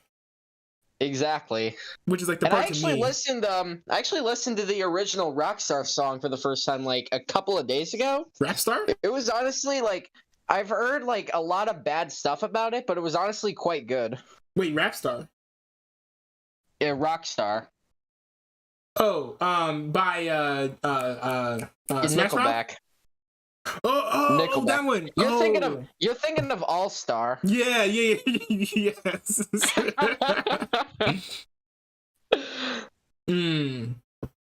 That moment when you get those two mixed up. So Lennox O says, don't forget CS188. Yeah, I was gonna say CS188 is probably my favorite YouTube pooper. What is it about his content that that you think like sort of sets him apart? Like the voice mixing is so on point. The editing is really good as well. He like sits up there on the top, like with the legends, in my opinion. Like in the top 3, top 5, there are like other like amazing YouTube poopers, including like Hour of Poop. Like his voice mixing is pretty good, but let me tell you, the editing is literally out of this world. I shit you not. Watch the Robin Hood YTT he made. That's out of this world editing. I'll have to add that to the list. It's CS88. Yeah, CS188. He's made a lot of really, really, really good YTPs in the past. Wait, is it he started Robin? out with like a bunch of them. Wait, you said oh no, the Robin Hood one. The Robin Hood one is by Hour of Poop. It's called Friars Rubbing Wood, Fall of Nottingham. It's literally like 35 minutes long. Yeah, it's 35 minutes. Oh it's like a mini movie essentially. That's gonna be a nightmare to edit. I think it literally took him like I think it took him like 2 or 3 years to make the whole thing. Oh, wouldn't surprise me. Yeah, that makes sense. Yeah, I put it in the React request just because I have yeah, that's basically where I'm holding all my YTPs for now, until I feel like I'm at a point where when I watch a YTP I'll find it funny. Yeah, because kind of like what I was saying, the minute that I find that I think I'm at a point where I haven't watched YTPs for a while, and I'll be like actually like excited or humored by the content, I'm gonna start going back into it, because I know that you guys do want to come back, and when I do find YTPs funny, I find them really funny. So something else I wanted to say about that Robin Hood YTP, not only does he like incorporate a bunch of like Disney movies together, but he also he somehow manages to incorporate the live action 1930s Robin Hood movie into the mix, as well as a whole bunch of other stuff. 1930s. Wait, who starred in that? Errol Flynn and Basil Rathbone. Errol Flynn. And I believe Olivia de Havilland, or however the fuck you say her name, I don't know. Let me see. She's also in that movie. Robin Hood 1930. Because I have seen it's like 1938 or something. I love this one. That one's really good. It's this one. Hold on, let me see. I think you guys can. This is for the Discord view. I'm not rendering the stream view, but this is a really good movie. It's a little bit cheesy, I wish that the acting was played a little bit straighter, but so what I mean by that is, for people who don't know what the straight man is, there's so many people for all the identity politics. There's so many people out here who don't know what a straight man is. But a straight man is basically like the person who's like all like serious, and that person is sort of set up against like either like the funny man or the banana man, who is somewhat like more like humorous and silly. Sometimes he takes himself seriously, but he's still like a silly person. And so that's like kind of like what I mean when I say like a straight man. In this context, that's what I'm referring to. I wish more of the actors in that movie had played themselves as like more like straight men. But other than that, the movie really worked. I'm back. Yeah, I know that you were gone, but it did give me some time to kind of get stunlocked on straight men. So Yeah. Some of the other like really good YTPers out there, like up in my top. This is one you've probably never heard of before. I've requested a lot of her YTPs on stream. Lulu Loves Cats. She makes pretty good Pokemon YTPs as well as a whole bunch of other stuff. Pokemon. Would I get a copyright claim or something though, because it's Pokemon? Shokro? It's I know Pokemon. that was a huge thing back in like 2018 or something, because I remember on my old channel, I had an old channel once, I tried to upload a clip from the first season of Brock roasting Ash, and that got taken down by ShowPro. But literally all of my Pokemon YTPs are completely intact. Oh, okay. I mean that's pretty good. Yeah, I think because it's a YTP, I probably won't get any serious claim for that. Let's hope not. Yeah, Lulu Loves Cats. Normally she has some like kind of simple editing, but it's still pretty funny. But sometimes she has these really funny voice mixing moments that I freaking love them. So since it's simple, is it more like, I think was it DJLL or ISM who was making the YTPs of that David Pac-Man? It'd probably be ISM, because I don't think DJLL makes YTPs. Oh yeah, no, but she reacts. Yeah, that's why the reacts is in her name. Yeah, but for him, he's sort of it's true. but she's an editor too, and she's good at editing. Yeah. ISM said that was me. Yeah, I thought it was you, but then I think I remember like DJL reacting to one of the YTP, so I wasn't sure if it was her who made it. But yeah, so like for those, one thing I thought I found funny about those YTPs is that they focused on just making the person say something completely different than like what he actually like meant to say. Yeah. Which you can do with pretty much anyone. But I just thought it was pretty funny, especially considering the context of a political commentator just like making them say whatever. But yeah, back to those Lulu Loves Cats YTPs. Like I said, there are some moments I really love where she'll go crazy with the voice mixing. One instance is in James the Mighty Moltres, literally like halfway through. There's a scene from the it was an episode involving a bunch of Murkrow and bottle caps or something. And there was a part where James was freaking out because wait, what? Murkrow? Bottle what? Yeah, they're like little birds. They're like little bird Pokemon. Oh, it's a Pokemon thing. Okay, yeah, I've never played Pokemon or done anything Pokemon at all. So yeah, there's a scene where James is freaking out because the Murkrow stole all his bottle caps, and I don't know what the original line is, but Lulu Loves Cats perfectly edited it to make James say, "I'm gonna pop a cap in your ass." I will literally send you the YTP with the timestamp.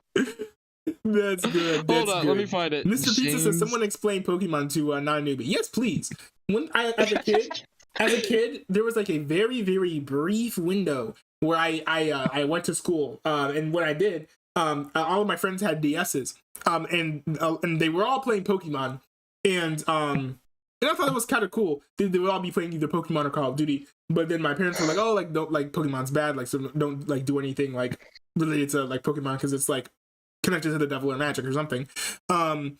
and also I like wasn't allowed to have a DS anyway, so I wouldn't even like be able to play the game. But I thought the game seemed cool because it seemed like, you know, it's a 2D scroller. I think the genre is like called like roguelike RPG now, where it's just like you have a little character, you walk around, you talk to different people, there's like a shop. But it comes to come to find out that actually the bedrock of the game, I didn't even know this as a kid, just because I was surrounded by kids who just played the Pokemon games on their DSs. But it turns out that Pokemon is actually a card game. And it's like primarily a card game, not like a 2D scroller adventure game.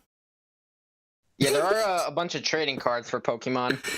I used to collect them. Oh, let me see. I said Pokemon. Pokemon is the world of the demonic. By the way, I sent you the YTP with the timestamp if you're interested. There's another Pokemon YTP. This title is so out of context. It's called YTP Tennis. Well, you made the hole bigger. But there's a part where there's a part where Lulu is she's YTPing the intro, all right? This is for like the 3rd generation, and she found a line from it which goes, "There's so much to learn," and somehow in some way she managed to voice mix the intro to make it sound like the singer was singing All Star. Oh, she literally voice mixed it to say, "So much to do, so much to see, so what's wrong with taking the back streets?" Okay, that's cool. Send those to me. Somehow. Those are like the kinds of YTVs I think I'd be into, just because I think it's humorous to take when someone's saying something like one very specific context and turn it into like something like completely different, like almost like arbitrarily.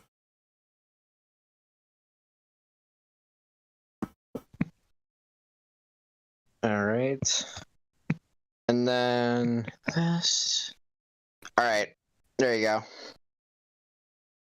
Cool. Are you throwing this into the React? Oh, I was sending it to you in the DMs. Oh, you should put it inside of my Hold on. I'll add this. I'll add this to the React requests. But you should throw it into the React requests thing, because when I start reacting to YTPs, that's literally where I'll be farming all of them from. Well, actually, no. If you could put them in there. I put the first one that you sent me in there, but if you could put the other ones in there. Yeah, there's the second one. I'd appreciate that. Well, I know that I have a couple other people who want to hop into the stream, and I think I'm gonna have to cap it at 2 more callers, because I am still kind of tired. I have some other things I want to do as well. But is there any final words, Baron Brett? Well, I did say talk about like my favorite YTPer, but also my least favorite YTPer, and I just got 2 words before I head out. Does Shmoyoho count as a YTP, or a YTP creator? Who? Shmoyoho. I don't even know. Oh, Shmoyoho, accent on the yo, the babes of many musical. Hey. So I just got 2 words before I head out. Okay. This is my least favorite YTP creator, in my opinion. Who? Wilson Perez. Is he like Daniel Lloyd's cousin? I don't even know. Oh, do you not know who Daniel Lloyd is? I've heard of him. I forgot what he did though. Yeah, it's a whole thing. I made videos about it. Items made videos about it. Mr. Pizza made the best video about it, because he compiled all the evidence that everyone had about everything that happened. So it actually would be the best thing to do would actually just to go watch his video about that. Yeah.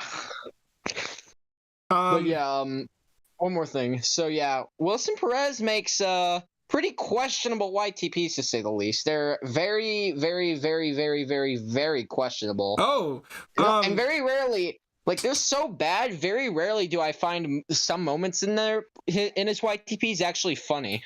So he's just like he's just sus. He's not funny. That's literally what I think about him. Mr. Pizza said in the chat that this is a euphemism that I came across recently. Wilson Perez is a Discord moderator. If you ask me, he stole YTPs in the past. Wilson Perez. Yeah, I did hear that. I did hear he stole YTPs in the past, but I did not know that, and I don't know whose he stole exactly. Yeah.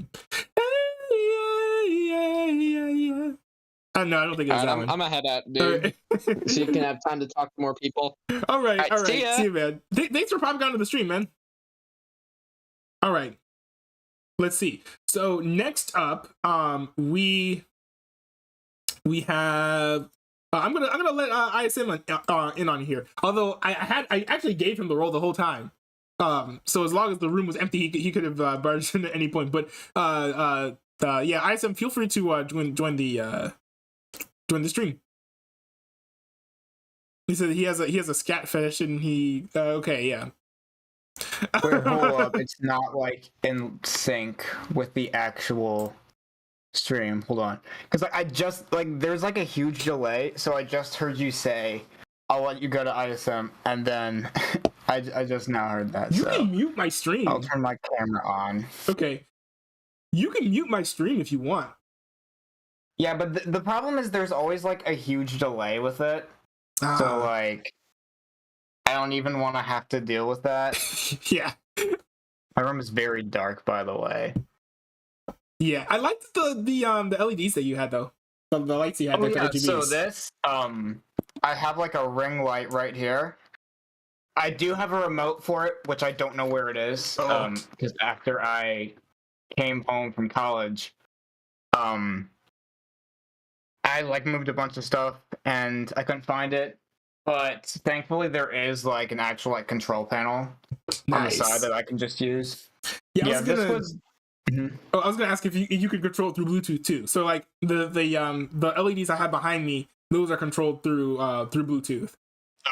Well, I got this one at Walgreens, so probably not. I spent $70 at Walgreens that day. You are a constant reminder to me that Walgreens exists because like when you live in Davenport, Iowa, and you don't have a car, and it was the only place that I would ever go to because I didn't have a car. My Davenport life was interesting, but I'm not going back there. So so you ended up leaving. Yeah. Well, I don't know if you know much about my college, like my whole college situation, because I don't think we've ever really talked about my personal life. Well, so essentially, like I don't even care about saying the names of the places. So for a year, it was my freshman year. This last year, that was my freshman year of college. Like I'm going to be a sophomore, and I went to St. Ambrose University in Davenport, Iowa. So, I was there. I was doing graphic design at the time, but I'm not doing that anymore. I think I do remember you mentioning graphic design. Yeah. Yeah, I did. I had a shitty roommate. That's a whole story. But after that, story time with ISM. Let's go. Do you want story time? Yeah. Do you want to hear the whole story about my shitty roommate? Yeah. Because you won't believe this. All right. Yeah. I don't even know where we're gonna go with this, but. Okay, so freshman year of college is interesting because you're just a senior in high school, right? Mm-hmm. And you're told you've never been on your own, and you're having to choose where you want to go, what you want to study, just kind of planning everything. Which obviously at some point most people end up changing, but you still gotta have your starting point. So yeah. I was planning to go to St. Ambrose University in Davenport. Well, one, because I knew somebody who went there. Two, because it was probably the closest, even though I'm in Illinois, it was one of the closest colleges, so I knew that I would be able to go home. I had a lot of scholarships. I could still be involved in the music program there because I had a scholarship for that. It was just a smaller campus, and I thought, this would be a really good opportunity. But there was an interesting crowd, I'd say, for sure. A lot of it was just a lot of kids from the suburbs and things like that. So like me. My roommate, his name was Colson Bain, and he was from Batavia, Illinois. I'm probably revealing too much. He's long gone. He's a freeloader now. No one's gonna know about him. So I'll get there. So when because the thing was, so there was.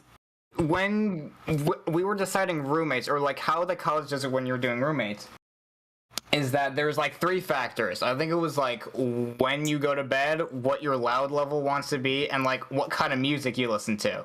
Those were like the 3 determining factors on who you would spend an entire year with. And this was like, so there's like a few different residents, right?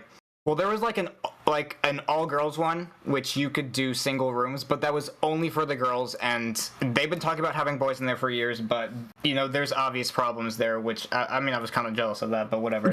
So if you're a boy, you had to have a roommate, and, you know, we really didn't have, like, a lot of money to go to, like, nicer ones, because they had some really nice ones, which I wanted to do, which, when I said I was going to St. Ambrose, it was because they had really nice dorms, but...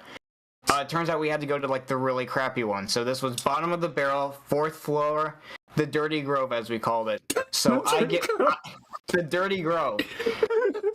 And, yeah, so I got paired up with Colson, and so I got to, like, talk to him on text and everything.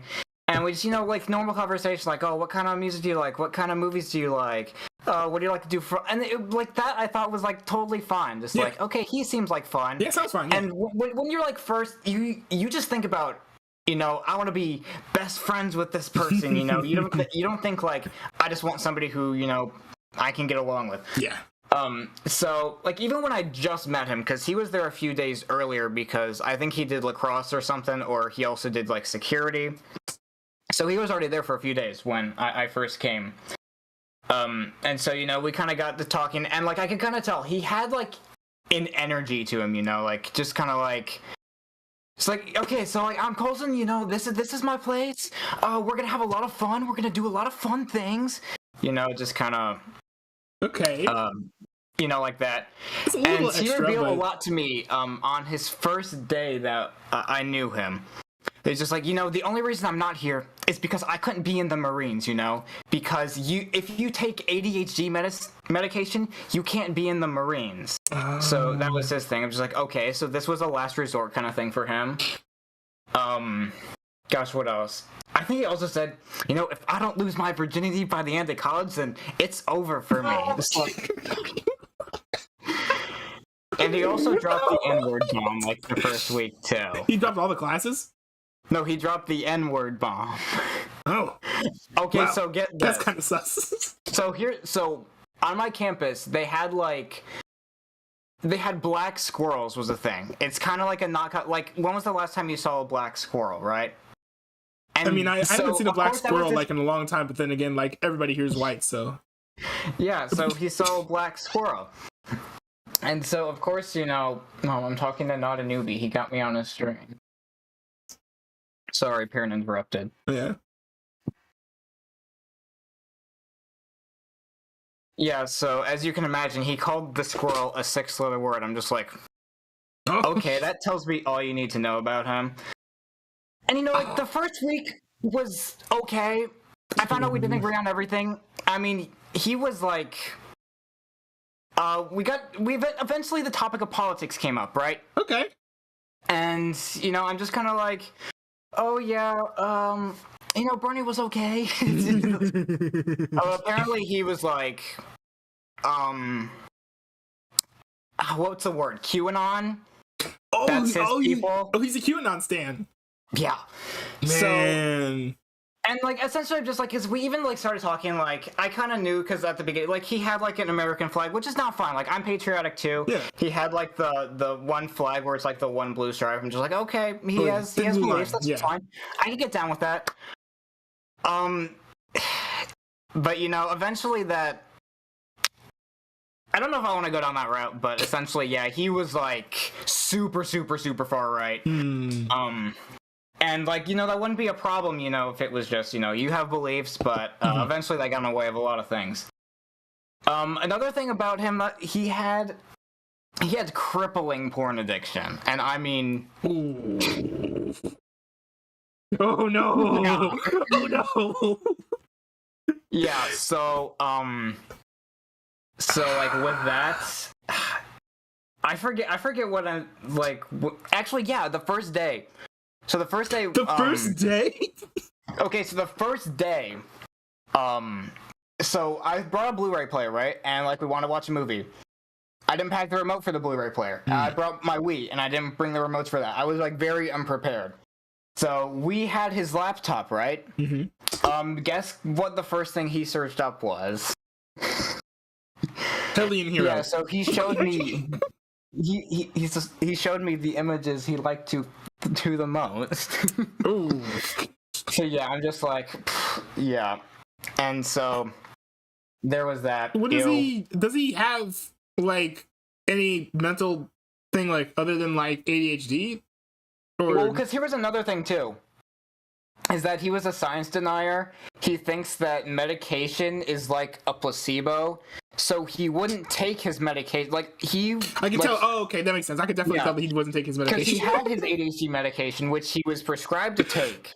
And I think another thing too was he knew like, oh, his parents aren't there to tell him what to do. Because I did meet his parents twice, and like they were tough on him, and like he kind of had attitude with them. But he's like, I'm on my own. I can do anything I freaking want to. I saw him dump all his ADHD medication like down like in the trash. Dang. So yeah, so like he definitely had issues, and he just didn't believe that there was a cure for that sort of thing. His only cure would have been to join the Marines or maybe get laid. Yeah, Can't do both at the same time. Yeah. Yeah. Do you want? All right. I got more stories of that. Which one do you want to hear? I mean, that's kind of interesting. I think kind of what sort of how the relationship between the two of you like deteriorated, I think would be really interesting. Okay. I can tell you one thing that really deteriorated us. And so I've had girlfriends in high school, of course, and going into college I thought, you know what, maybe I can give that a try too. It'll be a whole different scene and everything. And so the interesting about how my first year was for first semester, there was a whole like group of us, like maybe 20 of us, and we had 3 classes together, right? And Colson was in that too. And I think that's part of the reason why I got paired up with him, because we were going to be in that group. And there was a gal, her name was Grace. She was super cool, wore band tees, liked Harry Potter, She was just super like down to earth, drank Starbucks every day. I don't know if I would. I don't know if I would make that decent part of this with being down to earth. You know how rich you have to be to drink at Starbucks every day? I get the feeling me and you probably don't have the same taste in girls, but I thought she was mine at the time.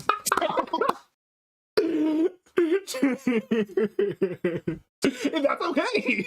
Alright, so like, here was the thing. So her name was Grace, and I started talking to her, and there was a lot of things I didn't know about her. Like, I thought it was kind of suspicious that, she wasn't on campus. And like because she was also in my art class. Like, we were both graphic design majors, so outside of our like getting to know you kind of classes, like we still had our art classes, so that's how I got to get to know her and everything. And Polson was, he loved the ladies. Not sure if they loved him back. Probably not. Because even like the first day, there was this one like. The first day, just like, I'm gonna get as many Snapchats as I possibly could. There was this one gal named Madison who he talked to once, and he was just pushing it and pushing and pushing, just like, you know what? That's her loss. So there was that. That's so weird. It was bizarre. So I took a liking to Grace, and like he kind of knew it. Just like, I saw you were talking to that Grace girl. I'm just like, yeah, I kind of like her. She seems really cool. And so of course he started talking to her too. And see, this is why when it comes to like relationship things, I I tend more often than not to err with like keeping things close to the close to the vest, close to the chest or whatever. Yeah. Somewhat relatively close to my bosom, because if you give like people like information, they might abuse it and like use it to like interfere or like mess things up. Or yeah, I thought I could trust him, like just telling like things like that, like this is who I'm talking to and everything. I mean, I think he was probably a sociopath, but I'll get into that. So I was talking to Grace, right? And we just kept talking and talking, and I think like I got to nerve to ask her on a date, right? Okay. And so, like, after a while, like, I finally, like, I asked her, like, do you want to, like, you know, get lunch sometime or something? So we had, like, a date planned in, like, a week. So we were gonna go to Applebee's. I mean, she was gonna pick me up because I couldn't drive, but that was fine. We were just gonna do, Yeah. you know, like an afternoon Applebee's date, you know. And so, you know, Colson, like, he was kind of happy for just like, you know, ladies, man, you land yourself a date. But just so you know, if this doesn't go well, don't give me your approval. It's like he was. You know, you used him as a threat, right? You could have been like, "Oh, well, hey, you better date me because if not, like, my roommate's gonna go after you, and he's nuts." Yeah, and like a lot of things, and I think like like he wanted to talk about girls a lot, and you know, I think he kind of got in my head a little bit, and I think But like that's always a red flag. Yeah, and he's just like, I'd fuck Grace. Like he straight up said that. I'm just like, dude, you know I'm going on a date with her in a few days. And so like, yeah, we had some weird conversation about that. But so the day of the date, right? I believe it was. Gosh, what was it? I don't remember what it was, but I remember that day I recorded a reaction to the first ISM YTP. And you can tell I'm like in a really good mood. Like this is also when I was like just starting getting into reaction videos, so I'm getting to tie this into my YouTube, right? Yeah. So yeah, I was like really excited. I was dressed nice. I had like a sweater on, you know, nice things like that. And so we were gonna do our lunch date, right? And so, you know, I hadn't dated for a while, right? But you know, I still knew what to do, right? So she was gonna pick me up. And I think it was going to be at noon. And so I text her like, hey, are you here? And I get nothing. And so I just I call her, like, I try to be patient. Yeah. But, you know, like, I think even when I was, like, waiting, I even, like, kind of, like, looked up Google, like, what do I do if I'm getting stood up? This is literally me. Like, when any inconvenience, I, like, actually look it up. So, about 15 minutes, I'm just like, you know, I need to be honest. Grace, I'm getting kind of upset. I don't appreciate being stood up right now. And guess what she responds with? What'd she say? She said, oh, I'm sorry. I had to take my kid to the hospital. Oh. She was 18 and had a 2-year-old at home. And if that's not a red flag the size of the great state of Iowa, I don't know why. So suffice it to say that that's not something that you were interested in. No, like, yeah.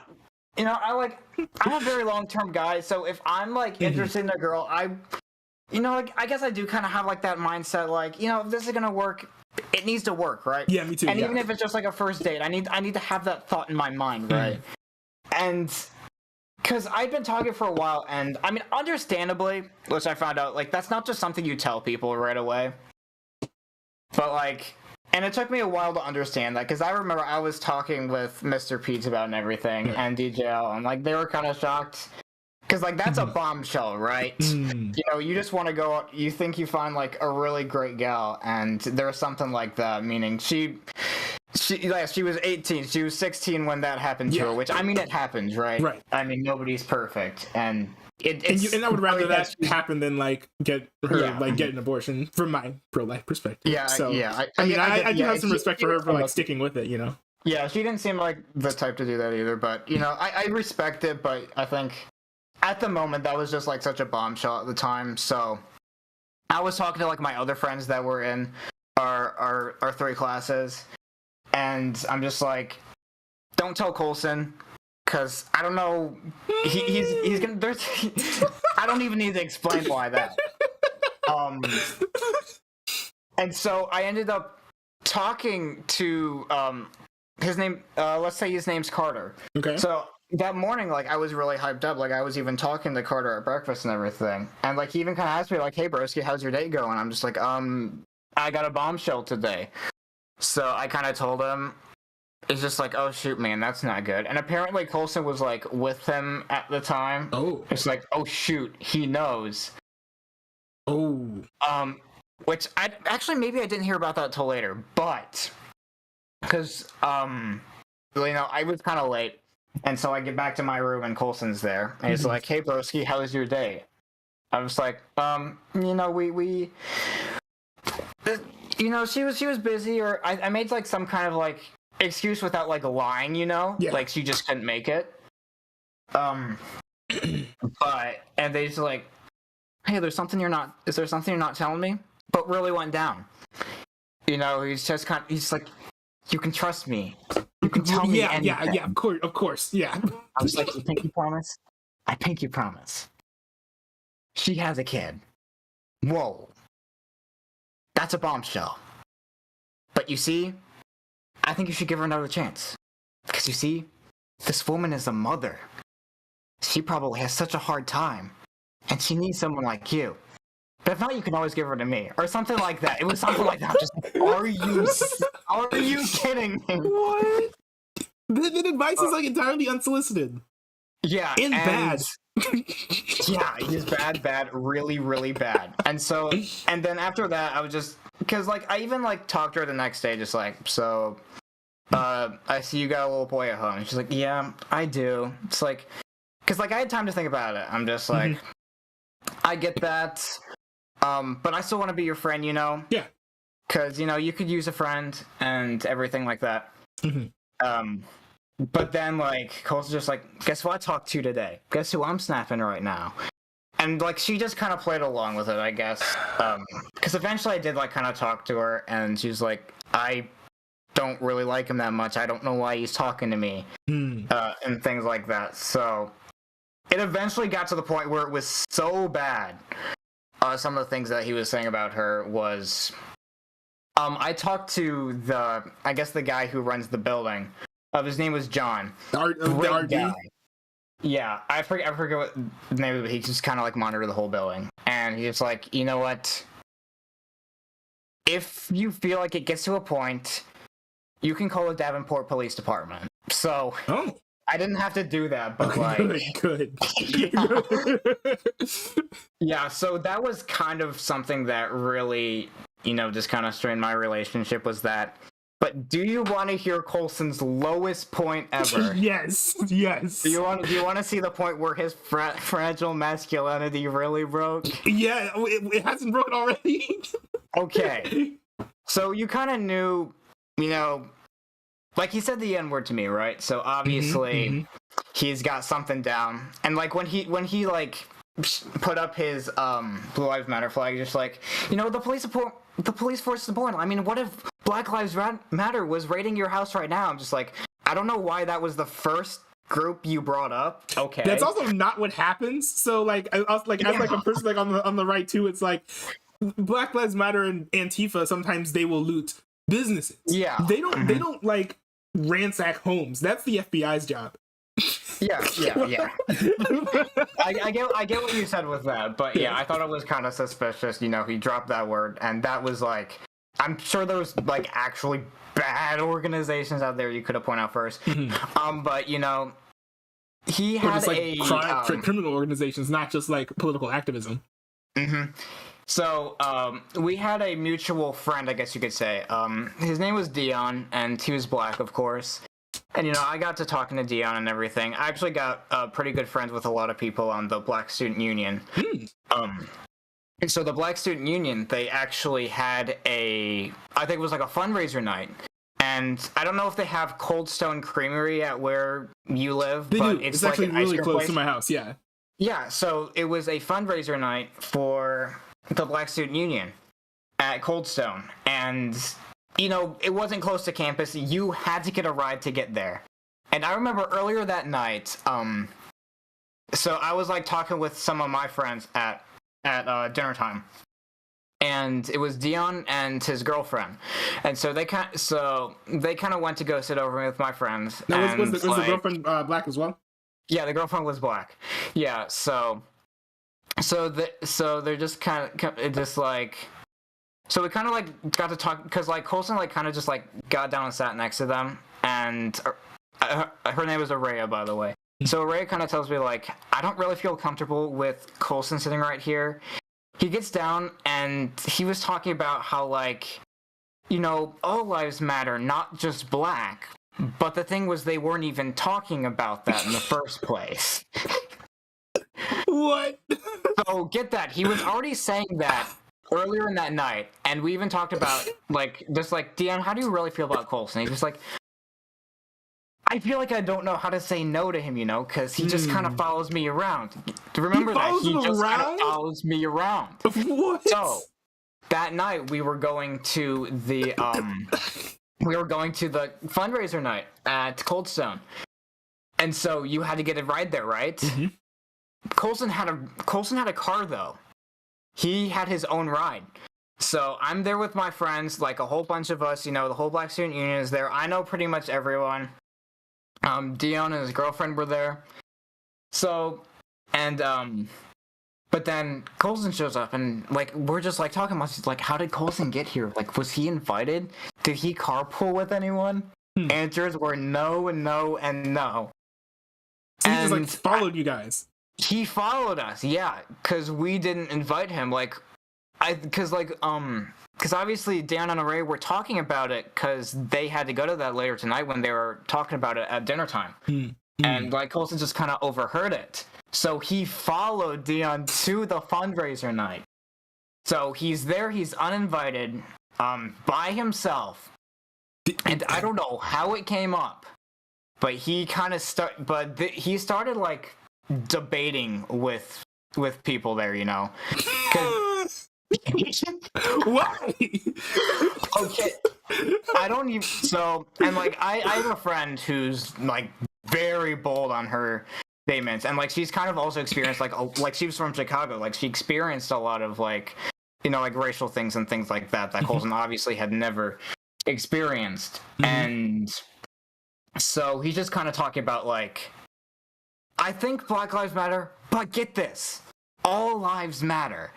And so around with like the Black Student Union, and like we had to tell him just like, we get that, but you see, you don't have to deal with the same things that just like, Right. you know, just that argument, you know, it's just, and he just kept fighting it.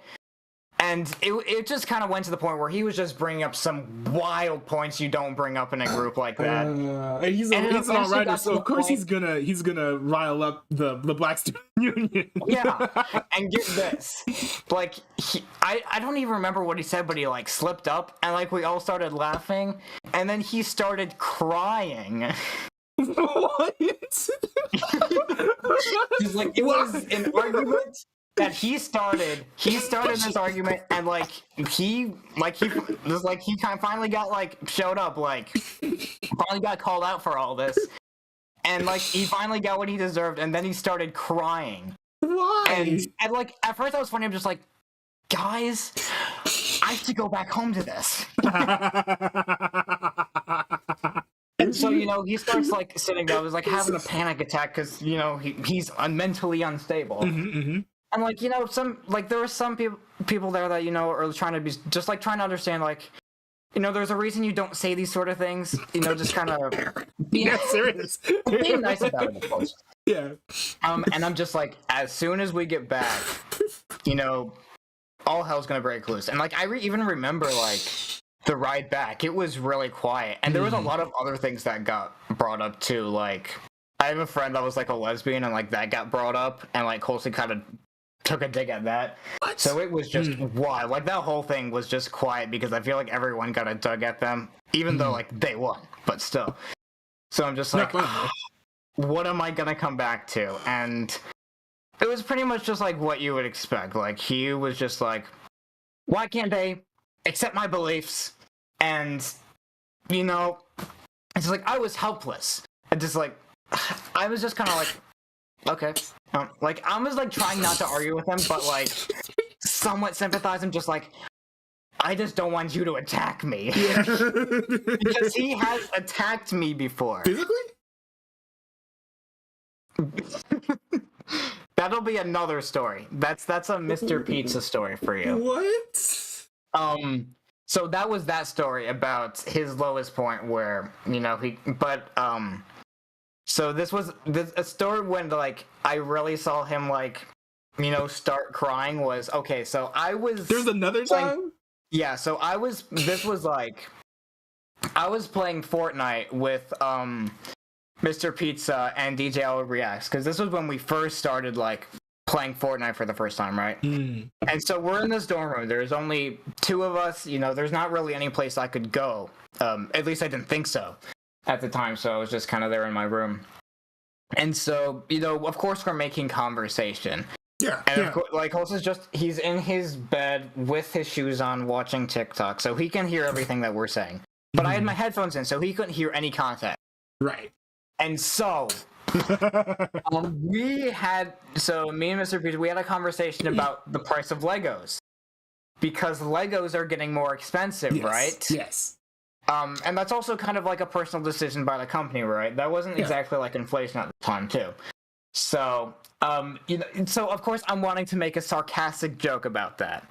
And so, out of context, Colson doesn't hear our conversation about Legos. I'm just like, it's too expensive. We need communism, destroy capitalism. And so he perks out of bed. He's like, "What?"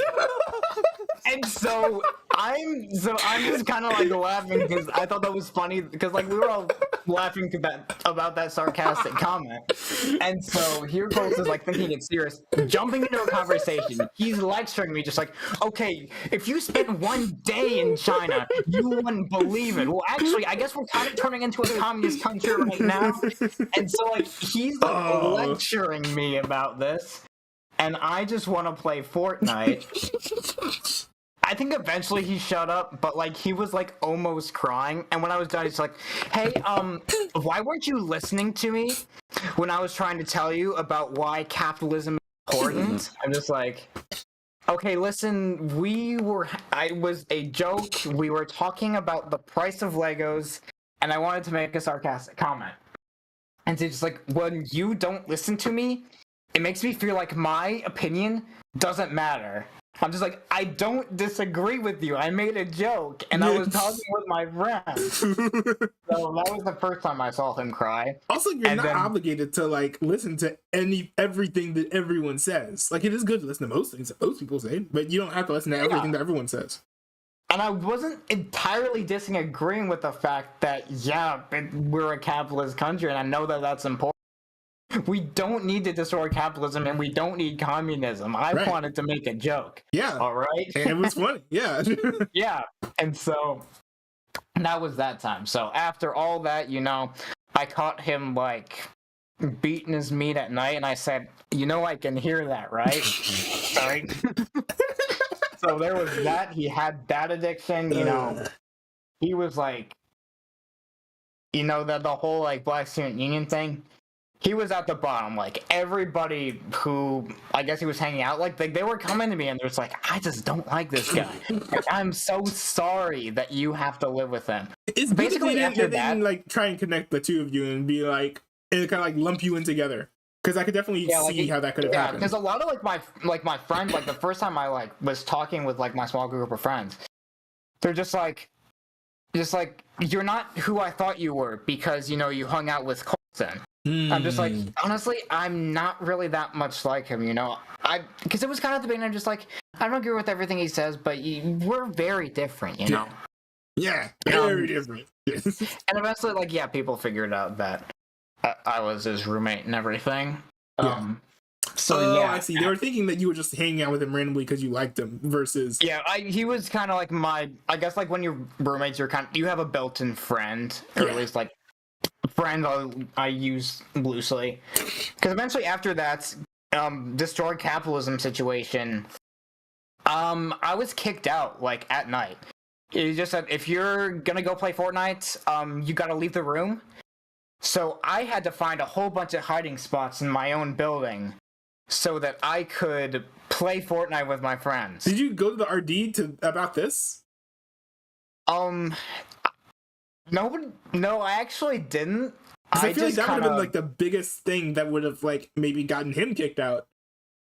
That probably would have, but I kind of because there were some really cool hiding spots in my building that I would find. Oh. where I could just, because like even in the lobby, nobody's listening to you, right? Nobody really cares. So I'd just be in the lobby, like, and I would just be like doing simple things too. Like even if I wasn't just like, if I wasn't even just like on a call playing Fortnite, it would just be like reading a book or drawing or something very simple. It was like I had to like wait till he could fall asleep so I could sneak back in my room, go to sleep without having to interfere with them. So after all that, after that, he was at his lowest point. Like Dion wasn't really friends with him. Grace wasn't really friends with him. No, everybody who was his friend was a pity friend, and at that point he kind of knew it. Also, and like academically, he was not doing well, like at all, of course. Probably spent too much time following Dion wherever he went. And all right. But like academically, I think like he skipped class and things. Like we had a literature class together. That was one of our 3 classes. We're just like, hey, did you do the reading? Nope, I haven't even seen page 1. And like we were like finishing it. Yeah. And because like even in like our literature class, it was like some good conversation about the books and everything. And you could tell when he just was like BSing, because like one of them we read, it was the first Harry Potter book, right? Because that was our opening book, but he only saw the movie. So when we were talking about the context of the chapters, he was talking about the movie, and like me and my friends were just like, yeah, this wasn't in the book, this was in the movie. Hollywood contains a lot of things, folks. Now, I don't blame him for not like reading the books, because like, I mean, I also do find reading a little bit difficult. Like even with school, I really only read the exercises, to be honest. I mean, I'm trying to get better, fair. but that's fair. But I think like the whole point of that class was really like everything, like assignment wise and class participating, you had to do the reading for that day. And I mean, even though it's Harry Potter, like yeah, you can kind of cheat your way out. But he didn't end up reading like these other like really obscure books, like Every Heart a Doorway, which is a great book, by the way. But like he never even like opened the first page to stuff like that. So obviously he was struggling. And so at that point, I was just, and so actually for a while, I wanted to like, I think I even broke it to him like one time, like I can't live with you anymore. I'm going to try to get roommate switched. And that was, and and that was also around the point. It was a little before the Black Student Union incident, because he kind of knew like I was just surviving him until I could get a new roommate, and it was very slim. Like there were very slim openings, and I even talked to John, just like, so there's this guy. His name is Isaac. He's on the 3rd floor. His roommate recently just dropped out, and you know, he has an open room right now. And I tried really hard with Isaac, and I talked with him, and he was a great guy. I'm just like, okay, maybe we don't see eye to eye on everything, but you seem like a person I can get along with. Yes. And that was the thing. But he did also have like a friend on the lacrosse team that he was kind of talking to, so he was kind of on the fence for a while. But then, praise the Lord, the day that Cole's just like, I'm dropping out. Surprise. And his reasoning why was very bizarre. So the first thing he brought up, I think like he said, like this school doesn't share the same values as me. And what values are the? Like, he even mentioned like the Black Student Union, and I'm just like, oh, you kind of did that on yourself. Yeah. And so I'm gonna be going to a school in Southern Virginia where they share the same values as me. That was his reasoning. What school was it? I don't remember what it was. I think it was. If I could look up schools in Virginia, I could tell you what it was. Southern Virginia. I don't remember it off the top of my head, but it was a very kind of conservative school, I guess. But no, he like barely left Illinois, so I didn't think. Apparently that was that important to him, whether or not he could find crazies like him that he could actually agree with. Apparently, maybe he could go to Trump University. Yeah, resurrect that. Honestly, he probably would have if that was a thing. So, but yeah, and I remember the day that he left, because that day, because I think I even made a reaction the night before. I'm just like, guys, this is gonna be the last time, maybe. I don't think I even knew at the time, but I kind of knew it was close. And so I was going to my literature class, of course, and he's just like, when you come back here, all this side of my room is gonna be gone. So I get done with my classes for the day, and I think I even have do I have a picture of it? And the whole side of my, like, I think it was, the right side of my room, because the way we had it was his side and my side. Yeah. And his side was completely gone. And I think even that day, like, and everybody knew he left too. And, like, I even see Dion, like I see Dion that day, he's just like, he, like, as soon as he sees me, he raises, like, a high five up, just like, no more Colson. So everybody was just like, hallelujah, praise Jesus. So, yeah. Oh, yeah, I do have a picture. So, it was all, wait, let me turn my brightness down. Yeah. So if you can, oh wait, let me turn it up just I can see it now. a little bit. Yeah, so it was completely bare. Like, that was my side, Whoa. and it was nothing on that side. Wow. But, you know, after that, everything really looked uphill for me. You know? That was when, like, I got a new layout for my room and everything for my videos. That was the moment I could actually start getting serious about YouTube, since I guess now we need to tie this into YouTube. Because I think later that day, I went to Walgreens and I got $70 worth of equipment, and it was at Walgreens. I got the LED light, I got my my webcam, I got a new mouse, and that side, Colson's side of the room was going to be my, like, recording side, and it worked out great. So, you know, that was really a defining moment for me. And also, like, second semester with my English class, where one my essays, I did talk about just a little, I interviewed Mr. Pizza about his YouTube success. And another one was... That's pretty cool. I wish I could find that, but my email ended up getting deleted, so I actually can't find it. Oh. Yeah. So that's lost in the sands of times, which is unfortunate because I had a lot of cool stuff on my school email. If you find it, you should link it. It was like a moment where your character changed. And so I kind of like did just like, I learned how to sit up for myself, because like I've had to stand up for him and everything, just kind of tolerating nasty people like that. And I didn't hold back in that. Like, I'm a very descriptive writer. Like, when I go to Columbia, I'm doing creative writing as a minor, so I kind of do like writing stuff like that. And so like in that class, like we had to like review each other's essays, and the guy was just like, this dude sounds awful. I feel so sorry. Yeah, that was my college experience. But this year it's gonna be definitely different, because I think I kind of went to St. Ambrose because I was hesitant about going to an art school, because I'm just like, well, everybody is gonna be like me. Is that gonna be a bad thing? I'm kind of afraid of the city because, you know, I'm just a country bumpkin, right? I've lived in small town Illinois all my life. You know, there's cornfields like right outside, so I was kind of like, oof, I feel that pain. Because I used to go to university. I was surrounded by cornfields. So yep, surrounded by cornfields. So eventually, like, I just kind of like took that big step. So I'm just like, you know what?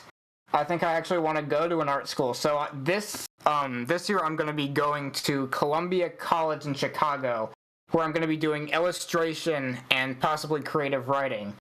And my brother Alex Kniss, he goes to Loyola there in Chicago. So I'm going to be close to him. Yeah, he's my brother. I don't know if you knew that. I had no idea. Yeah, I mean, I thought you would kind of connect. Maybe you didn't at the time, because I remember your stream, like the taking the shots one. Yes. Where I went on my like normal account, just my Colin Kniss account. And I followed, and I don't think you connected the dots there, but yes, that was my brother. So. Yeah, so this upcoming year, it's gonna be really great. So yeah, I just told that was story time for you. Nice. That was really good, and it sounds like you have like a lot of interesting stories that you have yet to share. Oh, honey, if you So- want stories, bring up a topic and I could probably fulfill that for you. Man, I mean, I am actually a little bit later than I meant to sign off, so should probably call it a day for the stream today. But, like, if you were gonna talk about Golson, just like you're gonna be here for a whole hour. 'Cause Yeah, that's the stories were so interesting that it was definitely worth the extra time. I appreciate that, newbie. Yeah, cool. Yeah, well, thanks for thanks for joining the stream. It was really cool, like having you on and just like hearing a bit more about your experience and getting to like know you better. Because one thing that's nice is Like a person. Yeah, what's because I that? don't think we've ever had like a normal like conversation. You know, like not as just like viewers, but more like can I use the word friends? Yeah. Yeah, like as friends, like, you know, just kind of having a conversation about life experiences, things like that, your aspirations. Yeah. I think this was really nice. This was a nice change of pace. I know, like, everybody was just kind of talking about YouTube and just like, I can vaguely talk to the YouTube, but like, I don't even remember like what you said that made me talk about that whole thing. But Yeah. there you know, that's my story time. Yeah, I do think that talking about personal experience is a lot more interesting. I mean, if people want to talk about YouTube, then I mean, I guess there's definitely an audience for that. But I guess for me, Yeah. it's just like I would rather like sit down and hear you talk about like your life experience for 40 minutes than sit down with somebody else and listen to them talk about like cameras for 40 minutes. Like, you know? I mean, like, YouTube wise, it's like very still right now. Anyways, like, I mean, I have like a vlog with Mr. Pizza I did, which should be pretty fun. You might want to see that one. Yeah, because I enjoyed the other vlog you guys did. Yeah. Since like me and Mr. Pizza, we were high school friends, so he kind of got me into YouTube. And I'm not gonna go in the whole story, but yeah, basically he was the one who kind of got me into YouTube, and he's really one of my only high school friends who I still talk to, and we have a great relationship, and I get to talk to him every day. It's quite a miracle I have a friend like him. That's cool. All right. Well, thanks for thanks for popping onto the stream. Hey, anytime, newbie. If you do another one of these, you know I gotta come back here. Yeah. Maybe more story time, since I might be the one odd man out. Yeah, the story time is great, and I'm definitely gonna do another one of these because I know Lennox O said that he had something that he wanted to say, but unfortunately I'm not gonna have time to get to him. And Mr. Pizza also said that he had another topic he wanted to bring up, so I'm definitely gonna do this again another time. All right, so it's been fun. See you later, Amar. Yeah, peace out, man. All right, well that was really, really fun, and I mean, I guess I'm not particularly like that surprised, but I am pleasantly surprised at how smoothly everything went. You know, going into the stream, I was a little bit nervous, to be honest, because this is like a completely new format, something I've never done before. Like I don't think I've ever done a stream that was just like a just chatting stream. But I've also had nothing that was this like heavily like regimented, like wasn't very this strictly formatted, kind of like constraining myself into a format of, okay, I'm going to do this, I'm going to read chat, I'm going to filter out what these people want to talk about, I'm going to ask these certain amount of questions, I'm going to have these people on for a certain amount of time. I never really put that sort of constraints on myself, but it ended up working out really, really well. So I really appreciate everyone who tuned in to the stream, everyone who left a comment, everyone who popped in onto the stream, and I appreciate everyone who had more that they wanted to say but they didn't get to say their piece. Lennox O, shout out to you. I really want to get to your channel update the next chance I get, and honestly, the next time I stream, even if it's not a just chatting stream, I would like to have you on so that you can kind of announce or like give your channel update that you want to give out. I definitely want to have you back on stream. I know that my reaction to your video is probably one of the most classic videos in Nanonubi streaming content. So that also is like you're a big part of the Nanonubi streaming lore, I would say. I appreciate every single person who popped in to the stream. This is a really nice community that we have here of like content creators I'm definitely gonna go and try and check out more of your guys' streams. Can't remember if the Liberator VODs his streams, but I'm gonna go and watch some of his VODs. Said in the chat. Oh boy. I'm gonna go watch some of Mr. Pizza's VODs as well. It's pretty cool that we have so many people who are deciding to stream now, because I really do think that like streaming live is gonna be the wave. I know people like pre-recorded content, but I mean, if you're streaming and the VOD is up, hey, that's pre-recorded content too. I know DJ LL has streamed a couple times, or a few times. I know there were a couple times where I saw that she was streaming and I tuned in, but as soon as I tuned in, she was ending the stream, so I missed it. And that was a little bit unfortunate. And of course, we can't forget Glitzy. DLXSKY. He's a really cool streamer. Go check it out. He has, he streams mostly FIFA, but other games too. Trying to branch out a little bit, which I appreciate and admire. But anyways, that's pretty much it. I appreciate every single person for tuning in, for subscribing, for liking, for joining the Discord. You know, I really appreciate every single bit of contribution that I get from the community. But anyways, I'm gonna let this track ride us out towards the end of the stream. This Mr. here Pizza is said in the chat. David S. Music's cover of 24 by Kanye West. Said in the chat. You gonna be I am- busy on the Discord, I'm not dog? maybe, and I will see you all next time. Thanks everyone for tuning in. Appreciate it, and I will see you all later.